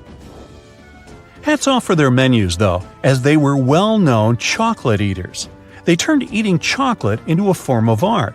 The drink they made wasn't really like the hot chocolate we enjoy today, though. The recipe included mixing cacao with water, honey, chili pepper, cornmeal, and other ingredients to make a foamy, spicy drink. The ritual of drinking cacao was a crucial part of their celebrations. We're not done discovering all the amazing parts of their architecture and civilization. It was only a few years ago that a Maya pyramid was found at Tonina, in the Mexican state of Chiapas. It was estimated to be more than 1,000 years old. The reason why it escaped archaeologists for so long was that it lay hidden under what was believed to be a natural hill. The ruins of two Mayan cities have been recently discovered in the Mexican state of Campeche. Why didn't we find them until now? Well, they were concealed by really thick vegetation, which made it difficult for archaeologists to reach them. The Mayans didn't just disappear. Their descendants are still around today, many of them choosing to live in their ancestral homelands. You can find them in Guatemala, for example, where the Maya people make up the majority of the population. Overall, the Maya ethnic group contains people that speak different Mayan languages, such as Yucatec, Quiche, Quechua, or Mopan. They had no idea what a spa day was, but the Mayans really enjoyed a nice sweat once in a while. Sweat lodges were discovered around ancient Mayan sites. They were built out of stone or adobe. These rooms were an essential part of their cleansing and healthcare rituals. One of the earliest sweat lodges was found in Quello in northern Belize and appeared to date back 3,000 years. One of the most important parts of the Mayan culture was a ball game which they named Pix. It had both political and spiritual significance. We can see ball courts at important parts of Mayan archaeological sites. The main goal of the game was to pass a rubber ball through a very high stone hoop without using your hands. Basically, it was a combination of soccer and basketball. However, it could have serious consequences. The loser could, at times, even lose his own life. Ooh, high stakes indeed. Because of this game and the need for bouncy balls, the Mayan people were some of the first cultures to use rubber. They made it using natural latex. There were different kinds of rubber depending on what natural substances the latex was mixed with. And that, my friend, is the way the ball bounces. Sorry, but you know me, I just couldn't resist. And now we're off to almost 5,000 years ago. Let me take you to ancient Egypt, where back in 2550 BC, guess what? The construction of the Great Pyramids of Giza started. People learned to build cathedrals and skyscrapers, but it wasn't until recently that these massive buildings appeared. It's still a mystery to even modern scientists how these pyramids were built 5,000 years ago. No wonder they are one of the 7 wonders of the ancient world. They're also the oldest of them and the only wonder of the ancient world that still exists in the 21st century. It must have taken a lot of cooperation to build a thing that massive, even for today's metrics. But the Giza pyramids weren't the first pyramids ever. The first one, called the Step Pyramid, was built around 80 years before the first Pyramid of Giza in 2630 BC for King Djoser. It wasn't meant to be extraordinary, but ended up being quite impressive. It was a pyramid of 6 stepped layers of stone. It was 204 feet high, which is as tall as a 19-story building. And it was the tallest building that existed at that time. It wasn't just a pyramid though, it was surrounded by a whole complex of buildings, including even courtyards. In ancient Egypt, people believed in the afterlife, so everyone, especially kings, wanted to make sure they had everything they needed to get ready for it. Here's why the pyramid complex was perfectly supplied with a lot of objects people used every day. The complex included a pyramid and a kind of a palace. Those buildings had many things the king loved and might need one day, like furniture, food, and gold vessels. After Djoser, building pyramids became common practice, but many pyramids weren't finished. It would usually take about 20 years to build one. but many rulers reigned way less than that. Overall, there are more than 100 pyramids. The most famous pyramids are the Great Pyramids of Giza. The first one and the biggest one was built for Pharaoh Khufu, around 2550 BC. Initially, it was 481 feet tall, which is as tall as a 40-story building. The second pyramid was built for Khufu's son, Pharaoh Khafre, around 2520 BC. It's just a bit shorter, usually standing at 471 feet high, a 39-story building. This is the pyramid with the famous statue of the Sphinx. Sphinxes have a lion's body and a human head. They were built to guard important areas. This one has the head of Pharaoh Khafre and is guarding his pyramid, facing the sunrise. The Sphinx is most well known and is one of the world's biggest and oldest statues. Originally, it had red color and did have a nose. It's still possible to see the trace of red pigment by its ears. But no one knows exactly when the nose disappeared. For some time, the Sphinx was sort of hidden underground, being covered with sand up to its shoulders. Luckily, in the early 1800s, an adventurer with a team of 160 people dug it out. The third pyramid of Giza is the smallest one, being more than twice shorter. Originally, it was 218 feet high, about the height of a 20-story building. Built in 2490 BC, it was a pyramid for Khafre's son, Menkaure. The pyramids are designed to align with the points of the compass, and their sides symbolize the rays of the sun. But back at the time, there were no compasses. Ancient Egyptians figured out the directions themselves, and with amazing precision.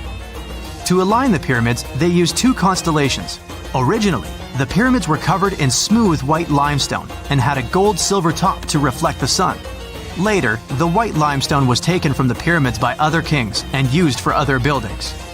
Scientists estimated that ancient Egyptians used about 2.3 million stone blocks to build the first pyramid. Each block weighed more than 1 ton. This is the weight of a rhino. Some blocks were even bigger, being almost as heavy as an elephant. 4.5 millennium ago, there was no modern equipment to help build it. There were no machines, no wheels, and even no steel. The only metal available to them was copper. Even today, scientists aren't sure how the Egyptians managed to build the pyramids. There are no records left that would shed light on it. Some even think that Egyptians wanted to keep it as their secret and didn't even record it on purpose. Many believe that poor people and foreigners built the pyramids, but it's not true. Actually, the builders were very skilled workers, and they were fed and paid well. The archaeologists claim that the builders lived in a nearby temporary city and were a highly organized community with a strong leader. Scientists say that around 20,000 people worked on each pyramid complex, and it took about 20 years to build each. It probably was a national project. The construction site was large in resources, and food and essentials were likely to be contributed from all parts of Egypt. Even with all that support, it remains unclear how people managed to cut, transport, and assemble those huge stones. One of the theories suggests the stones were most likely transported on boats down the Nile River. Then, there was a harder part. They had to be moved to the construction site. For that, they probably used wooden sleds. It wasn't very hard to pull them because the sand mixed with the right amount of water was pretty slick. And 10 people could move a sled even with a rock weighing 1 ton pretty easily. Finally, one last problem. The stones had to be lifted and put into place. Archaeologists have discovered the remains of the ramps system that dates back to when the pyramids were built. Most likely, the Egyptians designed a unique system to move and pull huge stone blocks, but no one knows what it looked like exactly. The most common opinion is that there were several ramps around the pyramid to help move the blocks. The ramp was growing with the pyramid getting higher. They suppose people were walking up the stairs, pulling the stone on the wooden sled up in the middle on the sandy ramp. But this is just one of the options. Others say that the ramps were going around the pyramid. Some say the ramps were inside the pyramid. But we'll never know for sure, and it'll forever remain a mystery, just like the ancient Egyptians wanted. Surprisingly, there's not much inside the pyramids. Most of it is just solid stone with very little open space. But let's take a quick look inside the biggest of the pyramids of Giza.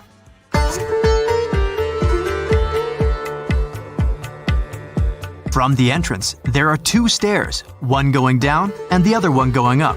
The descending one takes you to a chamber located underground.